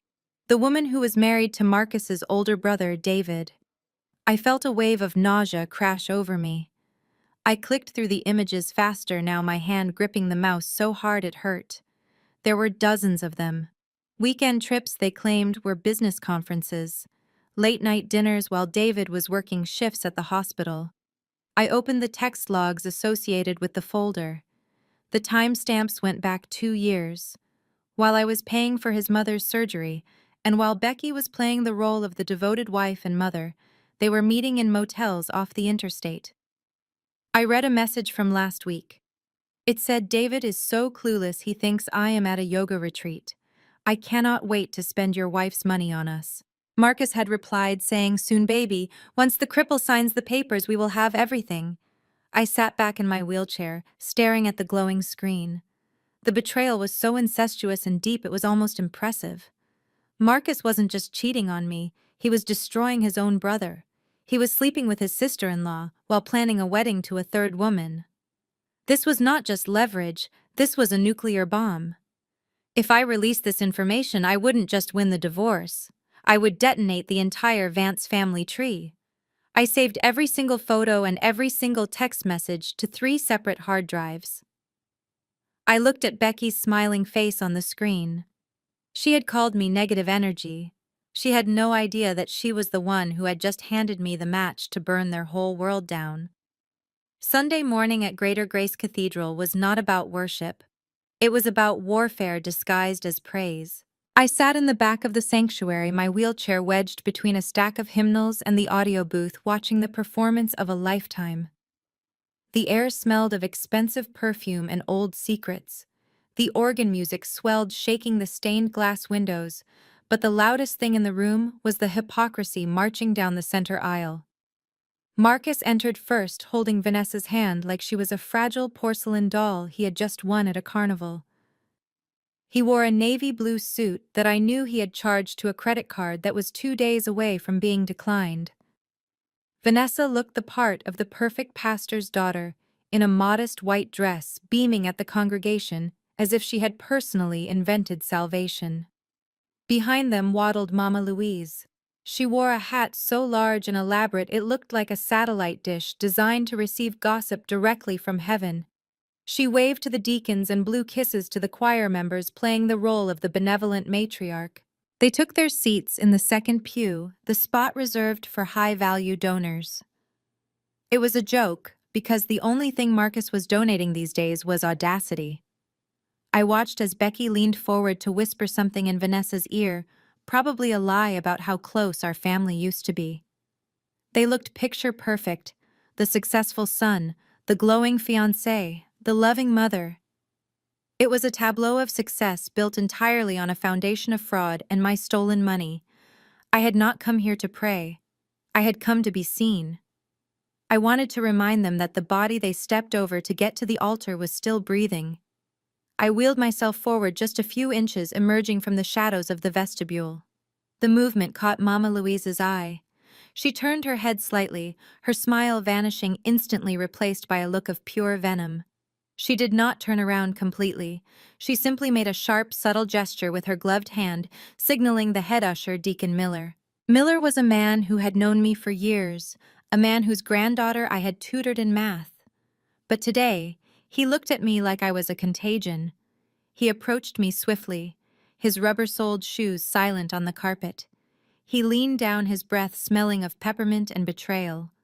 "Sister Jasmine," he whispered, his voice dripping with fake concern. "Mother Louise is feeling quite fragile today. She feels that your presence here is a distraction to the spirit of worship. She has asked that you be removed. Perhaps you could watch the service on the live stream from home." It was not a request. It was an eviction. In the house of the Lord, I was being told there was no room at the inn for a disabled woman because she ruined the aesthetic of her ex-husband's date. I looked at Miller and then at the back of Marcus's head. He hadn't even turned around. He knew I was there, and he let his mother do his dirty work. I nodded slowly. "I understand, Deacon," I said softly. "I would hate to block the view of such a holy family." I turned my wheelchair around and headed for the exit. As the heavy doors swung shut behind me, cutting off the sound of the choir singing about amazing grace, I let out a short, dry laugh. They could kick me out of the building, but they couldn't kick me out of the truth. They were praying for blessings, but they should have been praying for mercy, because I was the one answering their prayers now, and my judgment was going to be biblical. I wheeled myself down the concrete ramp and onto the sidewalk, feeling the heavy gaze of the congregation burning into my back. I had been evicted from the house of God, but the devil was waiting for me in the parking lot. I was about to signal for a taxi when I heard the click-clack of heels rushing toward me. I turned my chair to see Vanessa running down the church steps, breathless and glowing in her white dress. She looked like an angel sent to save a sinner. But as she got closer, I saw the distinct glint of calculation in her eyes. She wasn't running to me because she cared. She was running to me because she had an audience. "Jasmine, wait," she called out loud enough for the people lingering in the vestibule to hear. She stopped a few feet away from me, clutching a stark white envelope in her manicured hands. Her face was arranged into a perfect mask of sorrow and benevolence. "My heart just breaks, seeing you like this," she said, her voice pitching up an octave. "Marcus and I were praying for you during the service. We know how hard it must be for you right now, living in that situation." She extended the envelope toward me. It was thick. I could smell the cash inside. "God placed it on my heart to bless you today," she continued. "We want you to have this. Consider it a gift from our family to help you get back on your feet, or at least to help you be comfortable." I reached out to take it, but my hand froze in midair. Over Vanessa's shoulder, I saw Marcus. He was not standing with the rest of the family. He was crouching slightly, holding his newest iPhone up in a vertical position. The red recording light was blinking. He was filming us. He was framing the shot perfectly to capture his beautiful young fiancée handing charity to his crippled ex-wife. I realized instantly what this was. This wasn't kindness. This was content. He was going to post this on TikTok and Instagram. I could already see the caption in my mind. "Even after she tried to ruin me, we still give back. Helping the less fortunate. #blessed." Rage, hot and blinding, flared in my chest. They were using my tragedy as a prop to rehabilitate his image. They were monetizing my humiliation. Marcus gestured with his free hand for Vanessa to move slightly to the left so the lighting would be better. He wanted to make sure the handover of the money was in 4K resolution. I looked at the envelope and then I looked at Vanessa. She was smiling, expecting me to cry with gratitude. She expected the poor broken woman to kiss the ring. So I gave them exactly what they wanted. I reached out and took the envelope. I let my fingers brush against hers, making sure the camera caught the transfer. I looked down at the money, playing the role of the destitute beggar. "Thank you, Vanessa," I said, my voice low. "You have no idea how much this reveals about you." She missed the double meaning completely. She beamed, turning back to Marcus with a thumbs up. Marcus lowered the phone slightly, grinning like a shark who just smelled blood. He thought he had the perfect clip to win back his investors. He thought he had documented his generosity. But as he went to stop the recording, I looked straight into the lens. I did not smile. I did not blink. I stared directly into the camera, with a look of such concentrated cold hatred that I saw Marcus actually flinch. I wanted that look to be the last thing he saw before I took everything he owned. I wanted that footage to be the evidence of his arrogance. He captured the moment he bought my silence, but he forgot that silence is where the bomb gets built. The click of the deadbolt sliding home echoed through the small apartment like a gunshot. I engaged the security chain and pulled the tattered curtains shut, ensuring that not a single sliver of light could escape to the street below. The performance was over. The role of the helpless, crippled ex-wife had been played to perfection all day. I had endured Mama Louise's insults. I had accepted Vanessa's pity money. I had let Marcus film me like a zoo animal. But now the audience was gone, and it was time for the curtain call. I wheeled myself to the center of the room. I looked down at the wheelchair that had been my prison and my disguise for the last 2 months. To Marcus, this chair was a symbol of my defeat. To me, it was a Trojan horse. I placed my hands on the armrests. In public, I would have gritted my teeth and dragged my body weight up with trembling arms. Tonight, I simply pushed down. My quadriceps engaged. My calves tightened. With a smooth, controlled motion, I rose from the seat and stood to my full height. I stretched my arms toward the ceiling, feeling my spine crack and realign. I stood 5 feet 9 inches tall without heels. I was not broken. I was not paralyzed. The initial diagnosis of permanent paralysis had been wrong. It was severe spinal shock, a temporary condition that mimics paralysis. The sensation had started coming back to my toes 6 weeks ago. By last month, I was able to walk. By last week, I was doing squats and lunges in the dark while the rest of the city slept. I began to pace around the small room. My stride was long and confident. I walked to the kitchenette and poured a glass of water, standing on my own 2 feet. I walked to the bathroom and looked at myself in the mirror. I was not the fragile victim they thought they were crushing. I was a predator lying in wait. Keeping this secret had been the hardest thing I have ever done. There were moments when I wanted to scream, moments when I wanted to stand up and slap Becky across her face when she talked down to me. But I knew that my physical weakness was the only reason they were being so careless. Marcus was a coward. He only attacked people he thought couldn't fight back. If he knew I could walk, he would have been cautious. He would have settled the divorce quietly. He would have hidden his assets better. By staying in the chair, I gave him the confidence to be reckless. I gave him the confidence to sue me for alimony based on my disability. I looked over at the legal papers on my desk. Marcus had sworn under oath that I was permanently disabled. He had built his entire legal strategy around my inability to work. He had dug a trap for himself so deep that he would never be able to climb out. I walked over to the corner and picked up a pair of red stilettos I had hidden in the back of the closet. I slipped my feet into them. The arch of my foot felt strong. The height made me feel powerful. I walked back and forth, practicing my stride. Click, click, click. The sound was rhythmic and deadly. I was not just relearning how to walk. I was rehearsing for my entrance. The next time Marcus saw me, I would not be looking up at him from a wheelchair. I would be looking down on him as I took everything he had ever loved. I took off the shoes and sat back in the chair to rest my legs. The physical recovery was complete. Now it was time to finish the paperwork.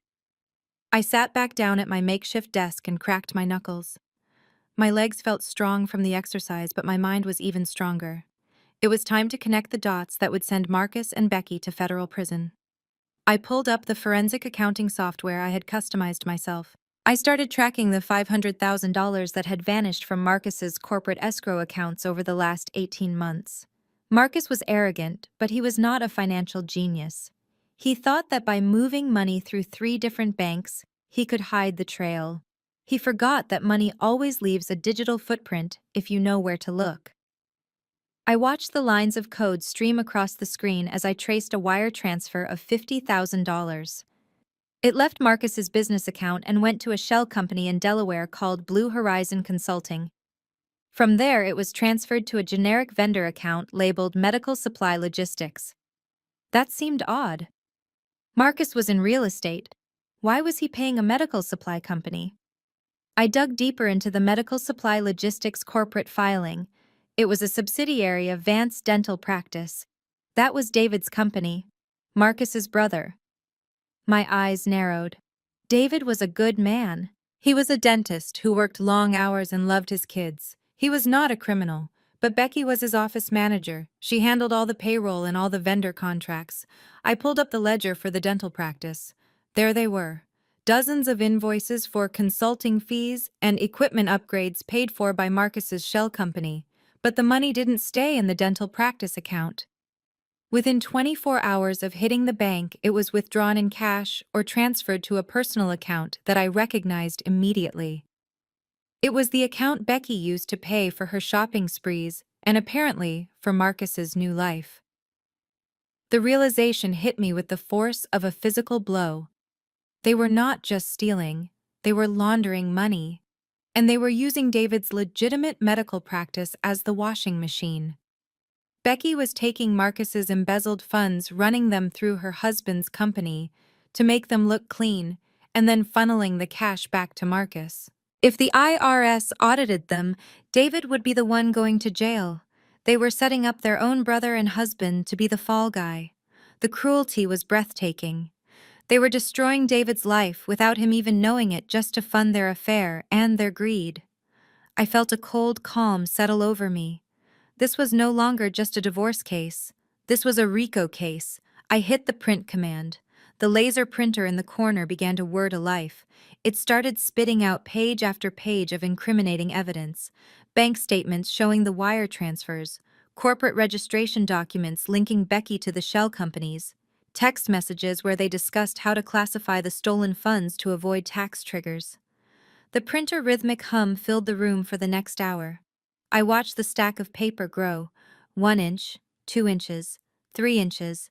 It was a tome of corruption. I picked up the warm stack of papers and tapped them on the desk to align the edges. It was heavy. It weighed about as much as a brick, and it was going to do a lot more damage. I placed the stack in a crisp new file box. I labeled it simply Exhibit A. I ran my hand over the paper. This was not just evidence, it was justice. And tomorrow morning, I was going to deliver it by hand. The glow of the television screen flickered against the peeling paint of my apartment walls. I had tuned into the financial news network at exactly 6 o'clock, knowing that the market closing bell often brought the biggest announcements. I was not disappointed. The banner at the bottom of the screen turned a bright, urgent red. The anchor, a woman with perfectly coiffed hair and a serious expression, looked directly into the camera. Breaking news in the tech sector, she announced. Tech giant Google has confirmed the acquisition of a small Chicago-based startup, Nexus Dynamics, for a reported $50 million in an all-cash deal. The acquisition centers on a revolutionary data compression algorithm that is set to redefine cloud storage efficiency. I sat back in my chair and took a slow, deliberate sip of water. $50 million. Since I was now the sole owner of Nexus Dynamics, having purchased Marcus's 50% share just yesterday via my proxy lawyer, that money was all mine. Well, technically, it belonged to the blind trust I had established, but for all intents and purposes, I had just become a very wealthy woman. Marcus had held a lottery ticket worth $25 million in his hands, and he had sold it to me for $1,000 because he was too arrogant to see the value in something he didn't understand.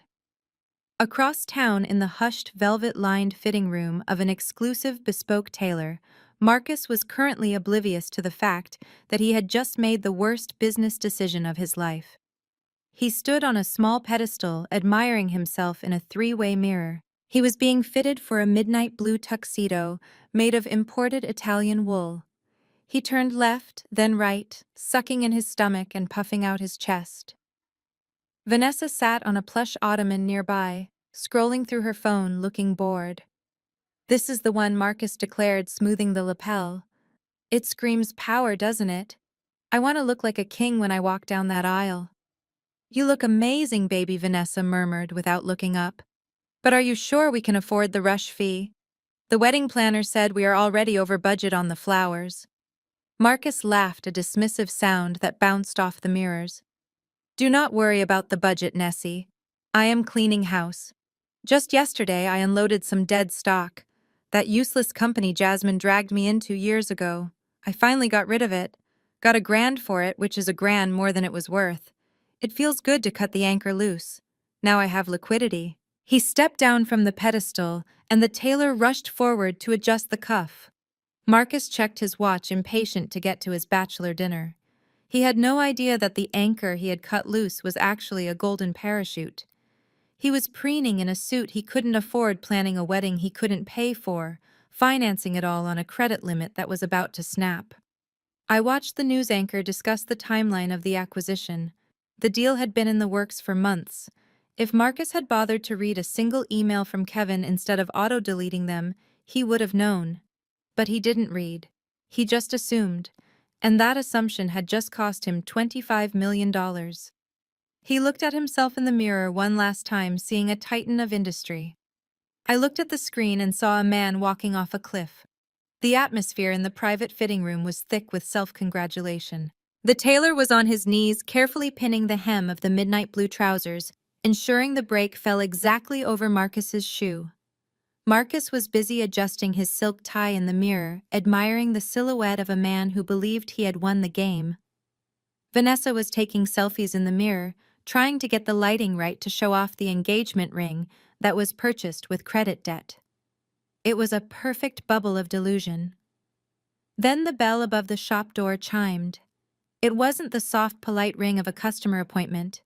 It was followed by heavy, purposeful footsteps that ignored the plush carpeting. A man in a cheap windbreaker and cargo pants marched past the display of Italian silk scarves. The tailor stood up indignantly, mouth opening to demand the stranger leave the exclusive establishment. But the stranger didn't look at the tailor. He locked eyes with Marcus. "Marcus Vance." The man asked, his voice flat and bored. He held a thick stack of papers bound with a rubber band. Marcus frowned, annoyed that his private moment was being interrupted by someone who clearly couldn't afford a pair of socks in this store. "I am busy," Marcus snapped, waving his hand dismissively. "Whatever delivery you have, leave it at the front desk." The man didn't blink. "I am not a delivery driver, sir. I am a process server." He stepped forward and thrust the heavy bundle of documents directly into Marcus's chest. Marcus instinctively grabbed them to stop them from hitting the floor. "You have been served." Marcus looked down at the papers. The top page was not an invitation or a bill, it was a court summons.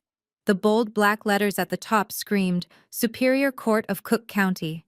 His eyes scanned the first paragraph, and the color drained from his face so fast it looked like he was about to faint. It wasn't just a divorce petition, it was a multi-count lawsuit. Plaintiff Jasmine Vance versus defendant Marcus Vance. Causes of action included grand larceny, wire fraud, corporate embezzlement, and a petition for immediate asset freezing. But the one that made his knees buckle was the criminal summons attached to the back. It cited the document he had signed yesterday, the sale of the Nexus Dynamics shares. The charge was securities fraud and insider trading. "What is that, babe?" Vanessa asked, looking up from her phone. "Is it fan mail?" Marcus couldn't speak. His mouth opened and closed like a fish out of water. The room started to spin. He read the line about the forensic accounting evidence attached as Exhibit A. He realized with a sick lurch in his stomach that Jasmine hadn't just been sitting at home crying. She had been watching. She had receipts. The tailor cleared his throat awkwardly. "Sir, about the deposit for the suit." Marcus looked at the tailor, his eyes wild with panic. He looked at the lawsuit which demanded the immediate return of $2 million in misappropriated funds. He looked at Vanessa, who was still oblivious. He realized he didn't have the money for the deposit. He didn't have the money for the ring. He didn't even have the money for the taxi ride home. The king in the mirror had just been checkmated. The hallway outside courtroom 4B felt less like a legal venue and more like a country club mixer. Marcus and his entourage had arrived 20 minutes early, claiming the benches on the right side of the corridor as if they were VIP seating. They were loud and polished, radiating a dangerous amount of overconfidence. Marcus stood in the center, adjusting the cuffs of his navy suit. He looked pale, the memory of the process server still haunting him, but his family was doing an excellent job of inflating his ego back to its usual size. Becky was leaning against the wall, scrolling through her phone and laughing. She looked up at Marcus, her eyes bright with malice. "Do not look so worried, Mark," she said loud enough for the clerks to hear. "She is probably going to roll in here crying about her back pain, hoping the judge feels sorry for her. We have the medical reports. We have the character witnesses. She is just a bitter ex-wife trying to make a scene before she fades into obscurity." Mama Louise sat on the bench clutching a leather-bound Bible with a cross on the cover that was large enough to be seen from space. She had her eyes closed and was rocking back and forth, praying in a stage whisper that echoed off the marble floors. "Lord, please protect my son from the snares of the wicked. Remove the thorns from his path. Let the truth of her incompetence shine forth." She paused to glare at a passing stenographer before returning to her performance. She was playing the role of the suffering mother to perfection, convinced that God was on the side of the people who paid the most tithes. Standing slightly apart from the family circus was Marcus's attorney, Mr. Thorne. He was a shark in a $3,000 custom pinstripe suit, checking his Rolex every 30 seconds. He looked across the hallway at the man representing me. My attorney, Mr. Finch, leaned against a pillar, looking entirely out of place. He wore a rumpled gray suit that looked 2 sizes too big and held a briefcase that was scuffed and peeling at the corners. To the untrained eye, Finch looked like a public defender who had been dragged out of bed 5 minutes ago and was already defeated. Thorne let out a short, derisive snort. He nudged Marcus and pointed at Finch. "Look at that!" he scoffed, his voice dripping with condescension. She could not even afford a firm. She hired a strip mall lawyer. "This is going to be a slaughter, Marcus. I will have the alimony case dismissed before lunch, and we will counter-sue for your legal fees. That guy barely knows how to tie his tie, let alone argue complex fraud." Finch did not look up. He did not react to the insults. He just stared at the floor, looking bored and harmless, picking a piece of lint off his lapel. Thorne saw a clown. He did not realize that Finch was actually one of the most ruthless corporate litigators in the state, who simply preferred to dress like a slob to lower his opponent's guard. Thorne thought the battle was won because he had the better suit. He had no idea that inside Finch's battered briefcase was not a sandwich, but a thick file labeled Exhibit A, containing the forensic roadmap to their destruction. The lions were laughing at the sheep, unaware that the sheep was actually a wolf in a polyester blend.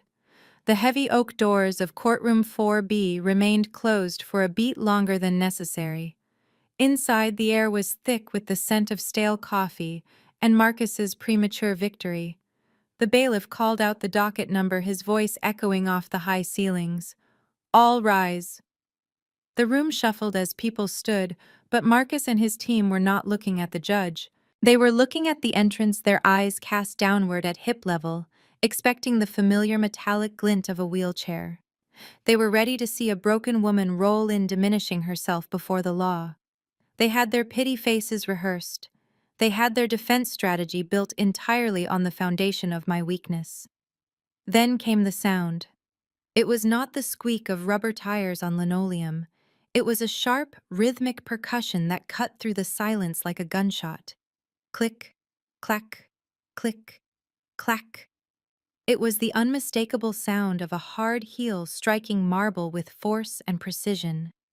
The doors swung open. I did not roll in. I stepped in.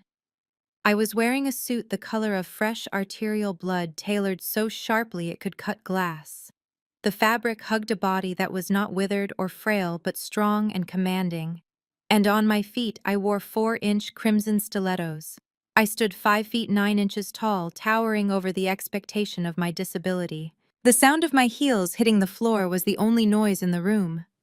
It sounded like the gavel of a judge pronouncing a death sentence. I saw the exact moment the oxygen left Marcus's lungs.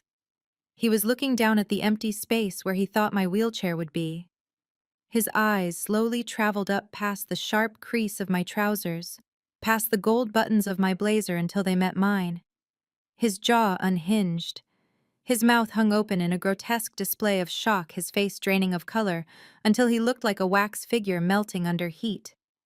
The smirk that had been plastered on his face for weeks vanished, replaced by a primal animalistic terror.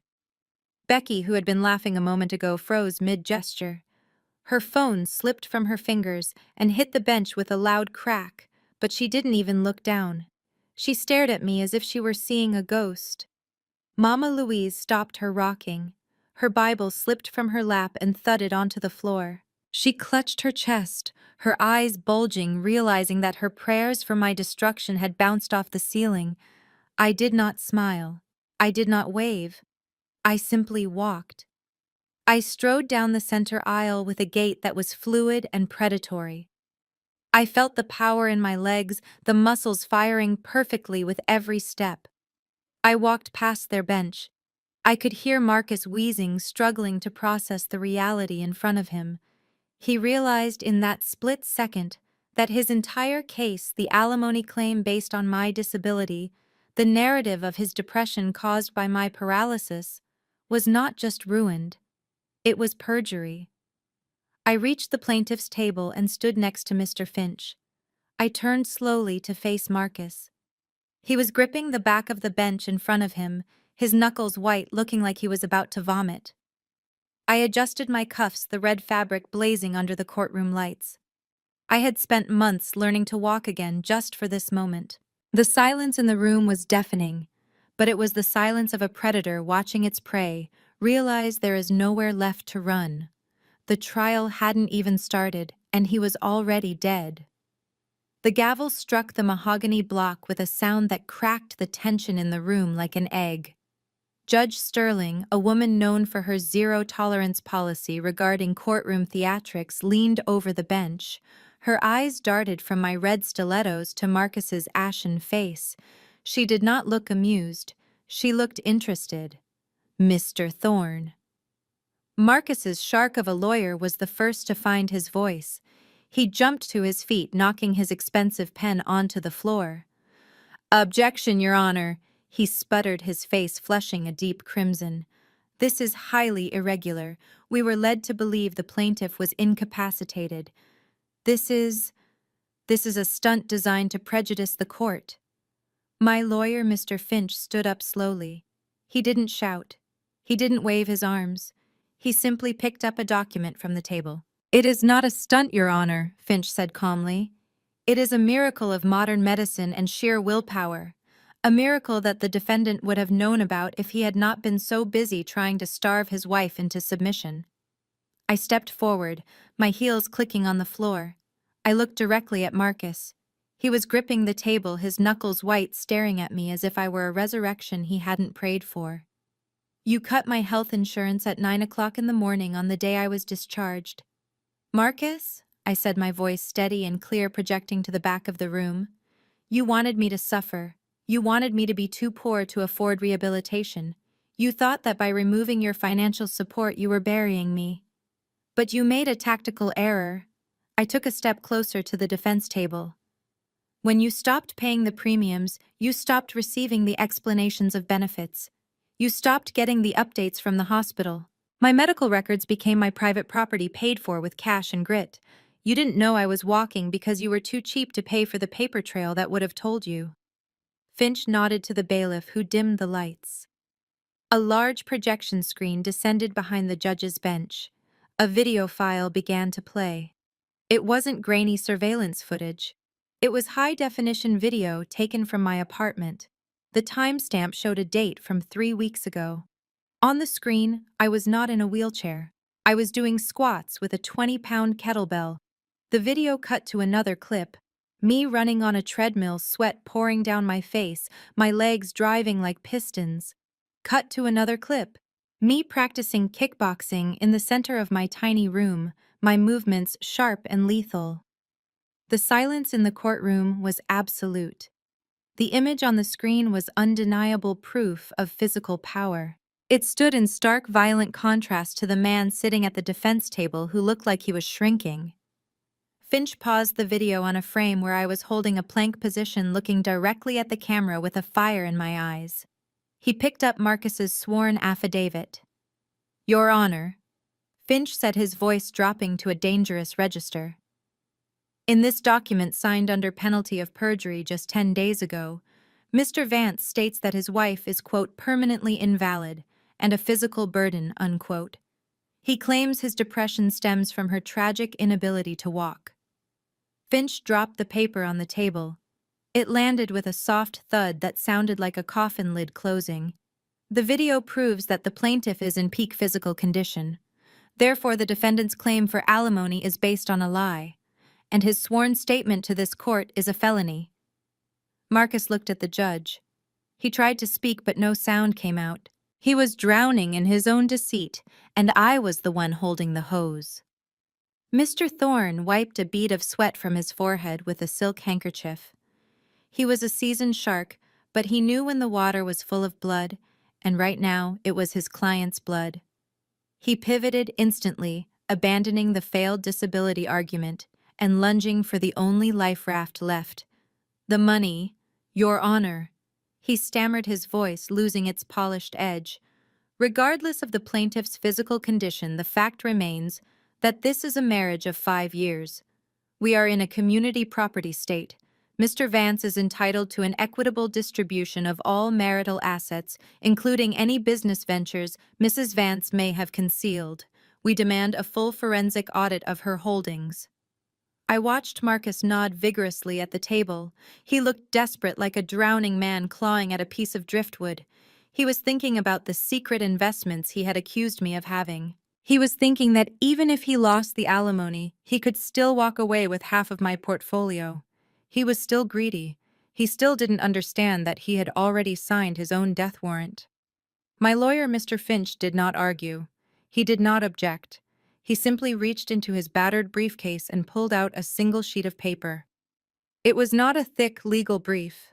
It was the crisp white document Marcus had signed in my apartment less than 48 hours ago. Finch walked to the bench and handed it to the judge, then placed a copy directly in front of Marcus. "We agree, Your Honor."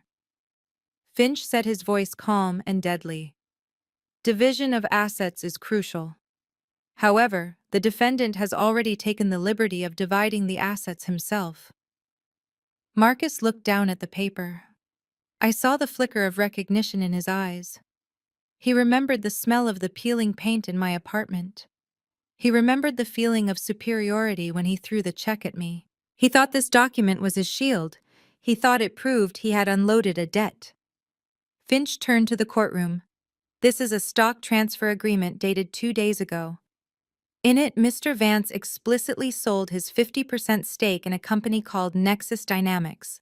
He sold it to a blind trust for a cash payment of $1,000, waiving all future rights, royalties, and equity." Thorne scoffed, rolling his eyes. "So what? That company is a shell. It has zero value. My client was doing her a favor by getting his name off the tax liability." Finch smiled. It was a terrifying smile. "Actually, Mr. Thorne, the value has fluctuated slightly since the signature was obtained."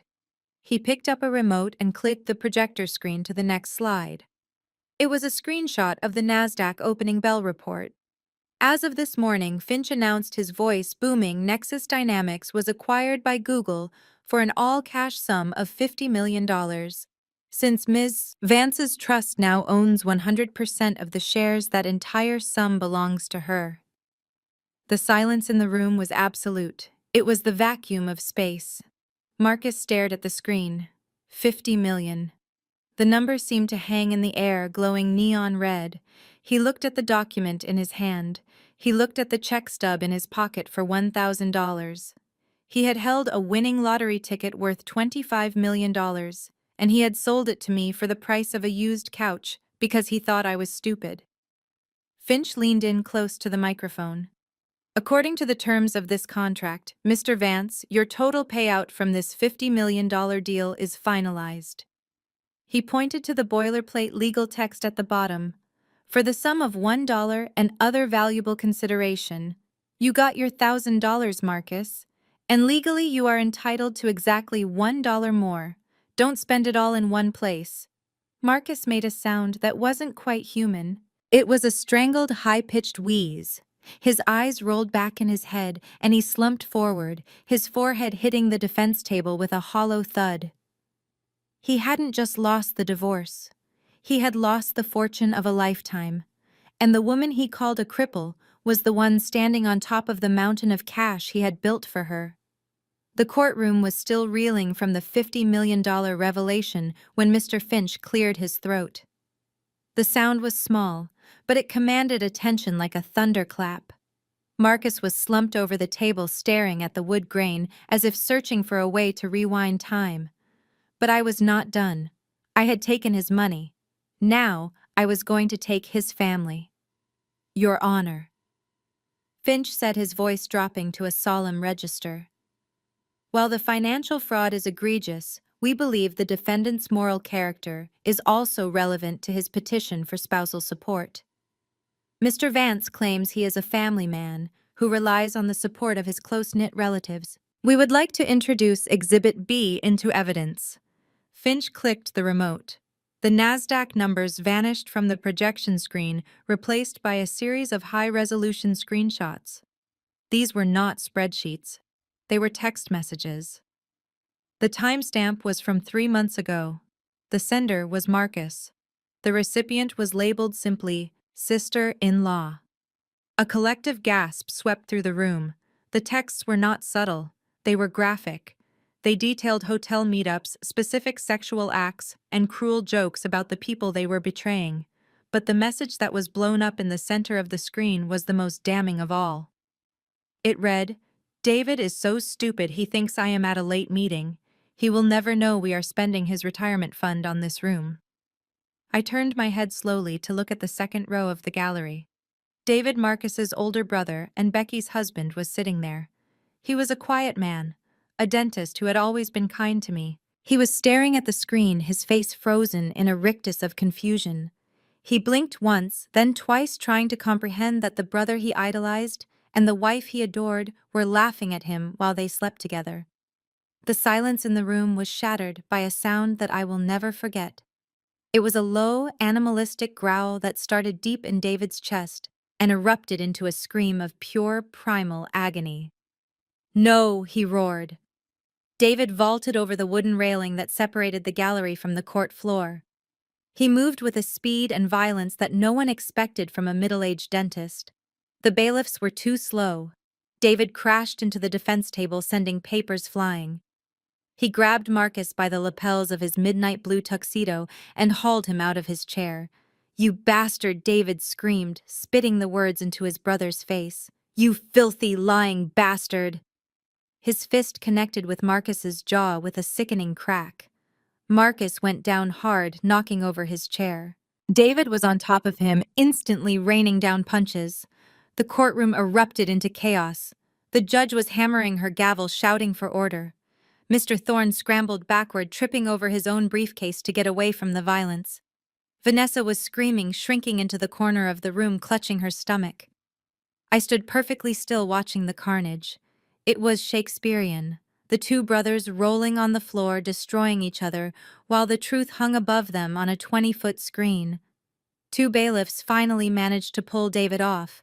He was panting his knuckles, bloody tears streaming down his face. He looked at Becky, who was standing by the bench trembling. Becky realized the game was up. She saw the rage in her husband's eyes and the disgust on the faces of the jury. She did what she always did. She pivoted. She burst into loud, theatrical sobs, covering her face with her hands. "It wasn't my fault," she wailed, pointing a shaking finger at Marcus, who was spitting blood on the floor. "He made me do it, David. He manipulated me. He said he would ruin your practice if I didn't sleep with him. I was a victim. I was scared." It was a lie so desperate and pathetic that even Mama Louise stopped praying and looked at her daughter-in-law with open revulsion. David didn't even look at her. He just slumped in the arms of the bailiff, broken. I looked at Marcus, who was groaning on the floor, holding his swelling jaw. He had lost his fortune. He had lost his brother. And now he was watching his lover throw him under the bus to save her own skin. I adjusted my jacket and turned back to the judge. "As I said, Your Honor, a matter of character." The chaotic energy of the brawl dissipated into a cold, suffocating dread as the bailiffs dragged a screaming David out of the courtroom. Marcus pulled himself back into his chair, nursing a split lip and looking at me with eyes that were no longer defiant but pleading. He wanted this to be over. He wanted to go home and lick his wounds. But I had one final door to close, and this one had steel bars. Judge Sterling banged her gavel one last time, looking at the blood on the floor with disdain. "I am holding this court in recess," she announced, reaching for her water glass. "Not just yet, Your Honor." Mr. Finch interrupted, his voice cutting through the noise. "We have one last witness, or rather an interested observer who has been waiting patiently in the back row." I turned and nodded toward the rear of the gallery. A tall man in a charcoal suit stood up. He did not look like the other spectators. He had the distinct posture of federal law enforcement. He walked to the gate and flashed a badge that caught the courtroom lights. "Special Agent Harris, FBI, Economic Crimes Division." He stated, his voice devoid of emotion. Becky let out a small whimper, covering her mouth with her hands. Marcus stopped dabbing his bloody lip. The air in the room grew thin. Agent Harris walked to the plaintiff's table and placed a heavy file on the bench. "Thanks to the comprehensive dossier provided by Ms. Vance regarding the forensic accounting of Nexus Dynamics and Vance Real Estate, we opened an investigation 72 hours ago. What we found was not just spousal embezzlement. It was a sophisticated money laundering ring operating across state lines." He turned to look at Marcus and Becky. "You two were not just hiding money from Jasmine, you were hiding it from the IRS, and you were using a very specific vehicle to do it." Harris pointed to the screen where a new document appeared. It was a ledger for the Good Shepherd Benevolence Fund. "We traced the flow of illicit funds," Harris continued. "You were moving the embezzled corporate cash into this charity account, ostensibly for orphanage repairs in Haiti. But the money never left Chicago. It was washed through the church's tax-exempt status and then withdrawn as consulting fees paid to shell companies registered to Rebecca Vance." Mama Louise gasped, clutching the pew in front of her. The Good Shepherd Fund was her pet project, her pride and joy. She had bragged about it for years. Now she realized her son and his mistress had turned her holy legacy into a washing machine for dirty money. "You used your own mother's church to launder stolen assets," Jasmine said, her voice soft, but carrying to every corner of the room. "You defiled the one thing she actually cared about just to hide your greed." Agent Harris nodded.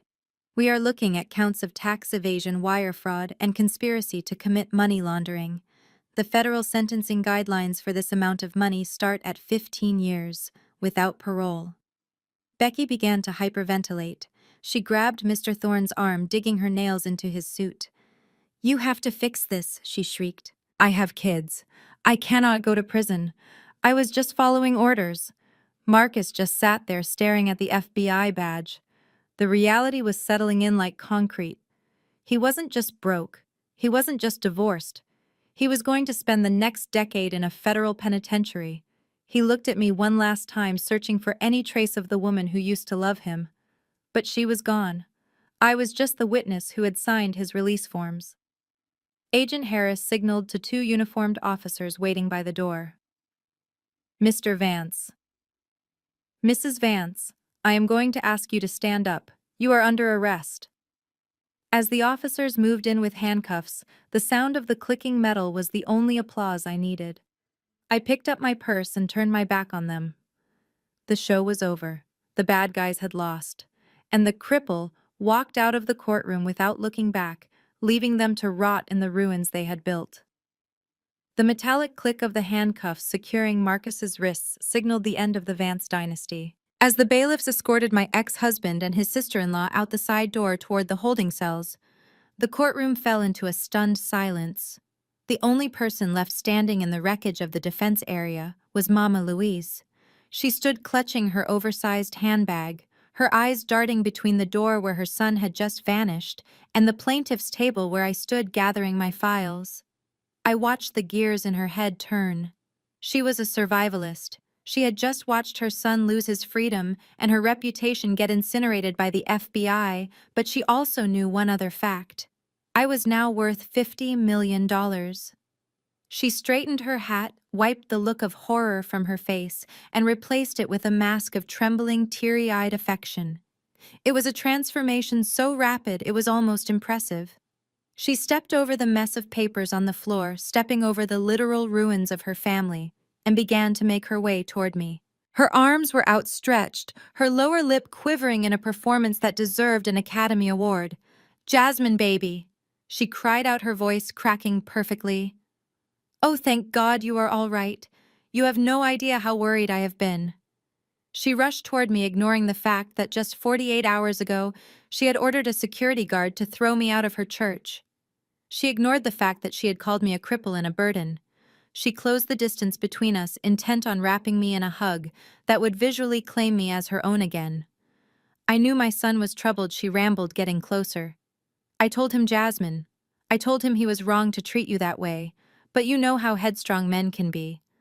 I always loved you like my own daughter. I knew you were innocent. We can fix this baby. We can rebuild, you and me. We are the survivors." She was within 2 feet of me, her perfume hitting me in a suffocating wave. It was a heavy floral scent that she thought smelled like old money, but actually smelled like desperation and decay. She reached out to touch my arm, her eyes locked on the diamond bracelet I was wearing, already calculating how much of my $50 million she could guilt me into spending on her legal defense. I did not flinch. I did not step back in fear. I simply raised one hand, palm out, stopping her in her tracks. The gesture was sharp and commanding. "Stop," I said. My voice was not loud, but it was cold enough to freeze the air between us. Mama Louise froze, her smile faltering. "Jasmine, honey, it is me.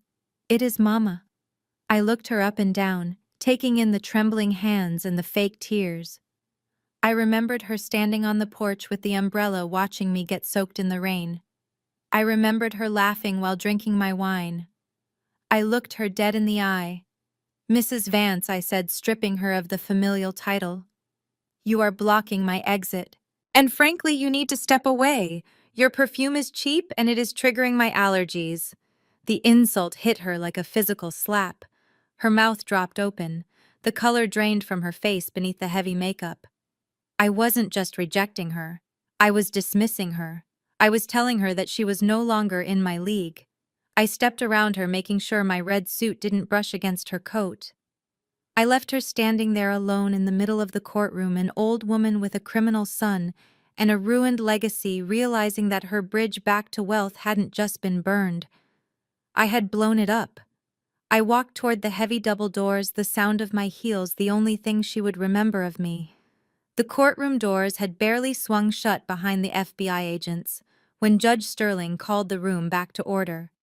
The criminal matter was out of her hands, but the civil matter was about to be concluded with extreme prejudice.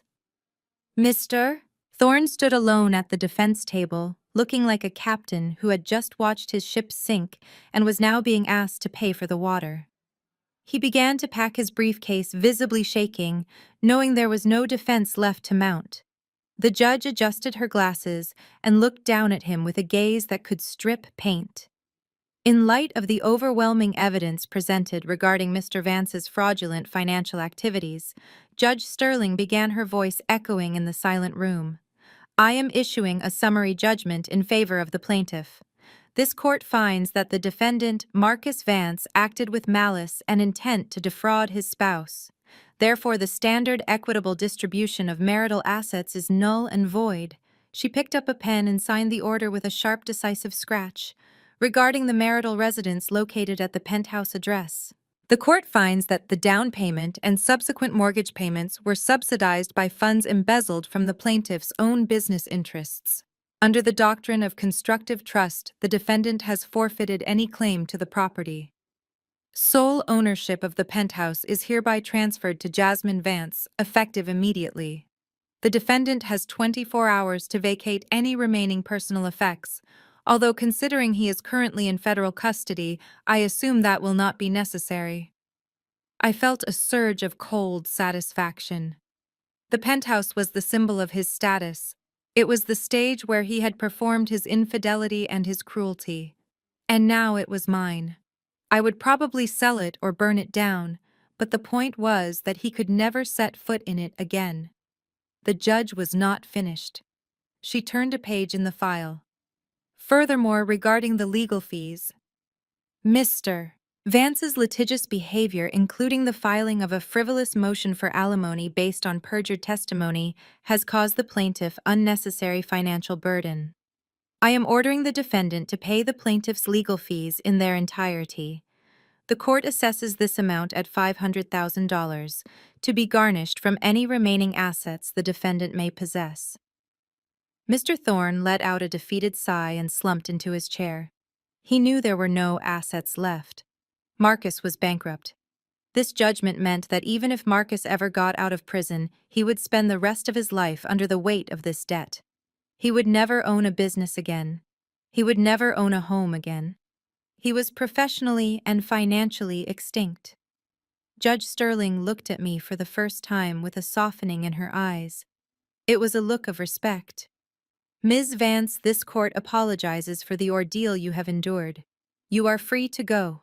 She banged the gavel one last time. Bang! The sound was final. It was the sound of a heavy book closing on a dark chapter. I nodded to Mr. Finch, who was grinning like a Cheshire cat. We shook hands. I picked up my purse and the deed to my house. I walked down the aisle, my heels clicking a victory march on the marble. I had walked in as a victim in the eyes of the law, and I was walking out as the owner of everything Marcus had ever tried to keep from me. The war was over, and I was the last woman standing. The fluorescent lights of the Federal Correctional Institution buzzed with a headache-inducing frequency that matched the bleak grayness of the walls. I sat on a bolted-down metal stool, my hands resting calmly on the cool countertop. On the other side of the scratched plexiglass, the heavy steel door buzzed open. Marcus shuffled in. The transformation in just 3 months was shocking. The midnight blue tuxedo and the arrogance were gone, replaced by a baggy orange jumpsuit and a posture of utter defeat. His hair, once perfectly styled with expensive gel, was shaved close to his scalp, revealing the shape of a skull that looked fragile. He had lost at least 20 pounds. His cheekbones jutted out sharply, and his eyes darted around the room with the skittish anxiety of a prey animal. He sat down and snatched the receiver off the wall. I picked up mine slowly. Jasmine, he breathed, his voice cracking. Thank God. I knew you would come. You have to help me. It is hell in here. I cannot survive this. They know who I am. They know I used to have money. I need protection. I need a better lawyer to file an appeal. Thorne is useless. You have the money now. You have 50 million. Please, Jazz, for old time's sake. I watched him beg. It was pathetic. This was the man who had looked at my paralyzed legs and seen nothing but a financial liability. Now he was the one unable to stand on his own. I did not come here to help you, Marcus, I said, my voice smooth and detached. I came to bring you this. I slid a single sheet of paper against the glass. It was the final divorce decree stamped and certified by the court this morning. It is done, I continued. The marriage is dissolved. You are legally a stranger to me. I wanted you to see it. I wanted you to know that the last tie you had to the outside world has been cut. Marcus stared at the paper tears welling in his sunken eyes. But why? We were a power couple. We can be again. I made a mistake. I was stressed. Vanessa meant nothing. It was always you. You were always the perfect wife. You know how to build an empire. We can fix this. I laughed, a soft, dry sound that seemed to rattle him. You are right about one thing, Marcus. I was the perfect wife. I ran your books. I covered your lies. I built your ego. And when I fell, you threw me away like broken furniture. But you were wrong about the future. I leaned in closer to the glass, my diamond earrings catching the harsh prison light. I am still the perfect wife. I am wealthy. I am beautiful. I am loyal. But I am not yours. I paused, letting the words hang in the stale air between us. I am the perfect wife of someone else. Marcus blinked, confusion warring with panic on his face. What, who you got remarried? I didn't answer. I didn't need to tell him about Kevin, the genius behind the startup who had treated me with reverence and respect since the acquisition. I didn't need to tell him that I had found a partner who valued my mind, not just my utility. The mystery would hurt him more than the truth. I simply hung up the phone. Wait! Marcus screamed, slamming his hand against the glass. Jasmine, don't leave me here. Who is he, Jasmine? I stood up, smoothing the skirt of my designer dress. I turned and walked toward the heavy steel exit door. Behind me, I could hear him shouting, his voice muffled by the thick glass fading into the background noise of the prison. He was a ghost screaming in a box. I walked out into the bright sunshine of the parking lot, took a deep breath of fresh air, and got into my car. The rearview mirror showed only the empty road behind me. I put the car in drive and sped away. The past was in a cage. The future was wide open. The downfall of the Vance family did not end in the courtroom. That was merely the demolition. What followed was the clearing of the debris. I did not need to hire private investigators to know what happened to Becky and Mama Louise. In a city this size, gossip travels faster than light, especially when the mighty have fallen so spectacularly. Becky, the woman who once looked down on my apartment with a sneer of disgust, now spends her days standing under the flickering fluorescent lights of a discount grocery store on the edge of town. The court proceedings with David were brutal and short. After the evidence of her affair with his brother and her complicity in the money laundering scheme was made public, David filed for full custody. He won. The judge declared Becky an unfit mother, citing her moral turpitude and the unstable environment she had created. She lost the house, she lost the car, she lost her children. I drove past the supermarket once just to see it for myself. I saw her through the glass window wearing a polyester vest that was 2 sizes too big. She was scanning a bag of frozen peas for a customer who was yelling at her about a coupon. Becky looked tired. Her roots were grown out, the expensive blonde highlights fading into a dull, flat brown. She looked at the scanner with dead eyes. Beep, beep, beep. That was the rhythm of her life now. She had traded her days of luncheons and spa appointments for minimum wage and aching feet.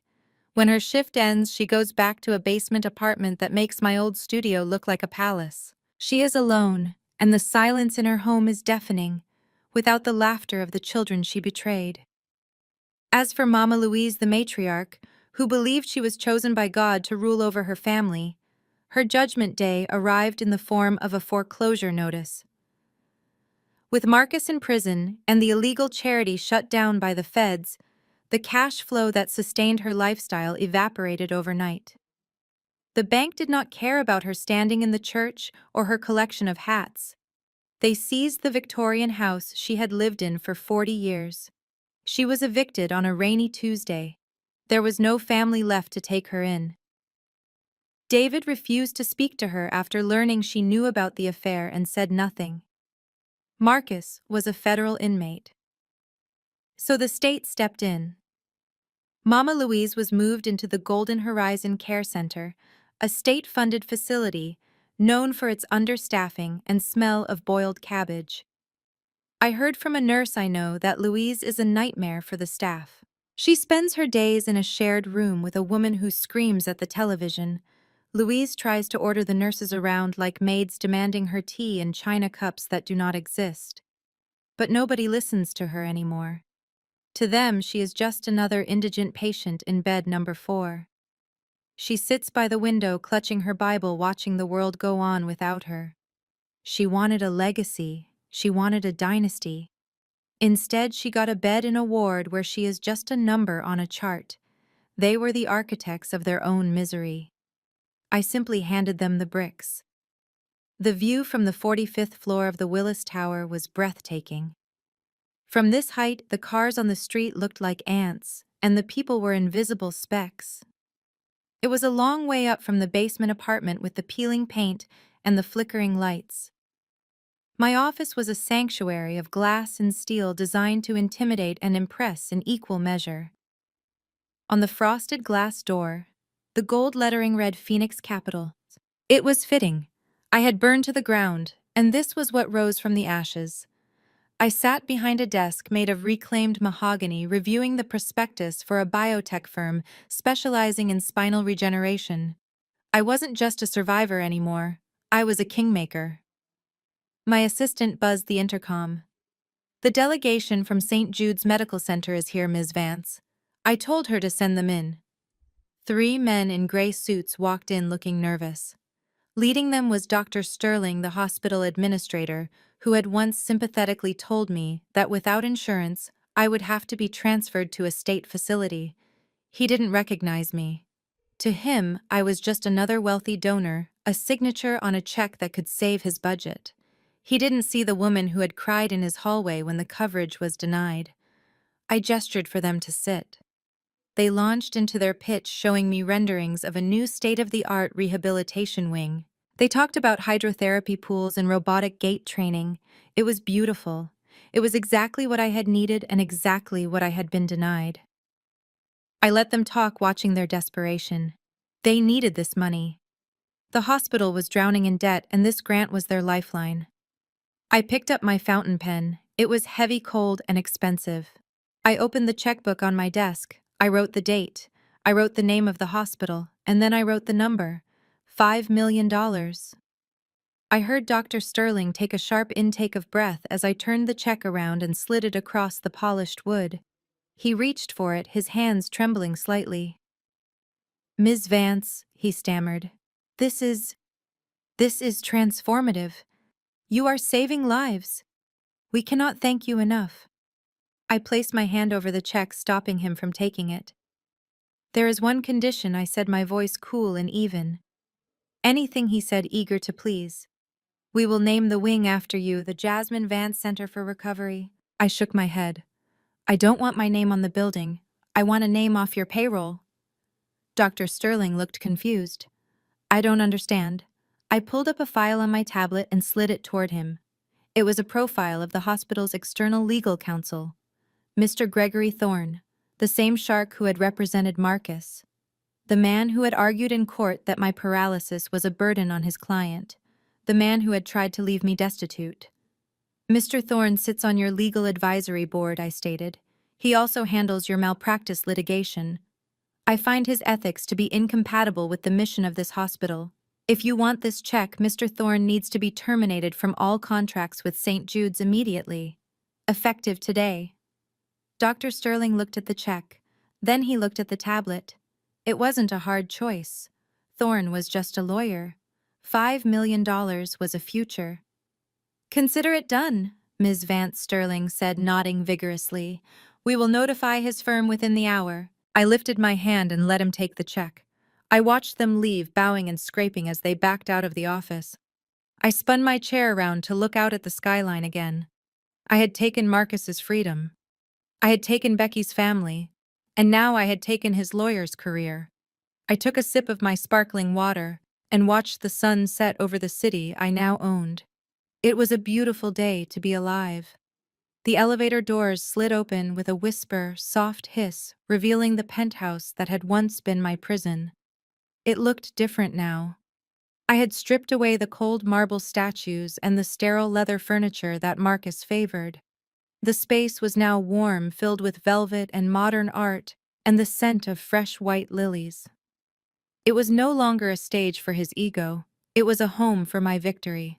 I walked across the plush rug, my heels sinking slightly into the fabric. The silence was absolute. There were no insults being thrown, no heavy sighs of resentment, no whispers of conspiracy, just the low hum of the city below and the steady beat of my own calm heart. I walked to the wet bar, the same spot where I had watched Marcus open my vintage Cabernet on the surveillance feed just a few months ago.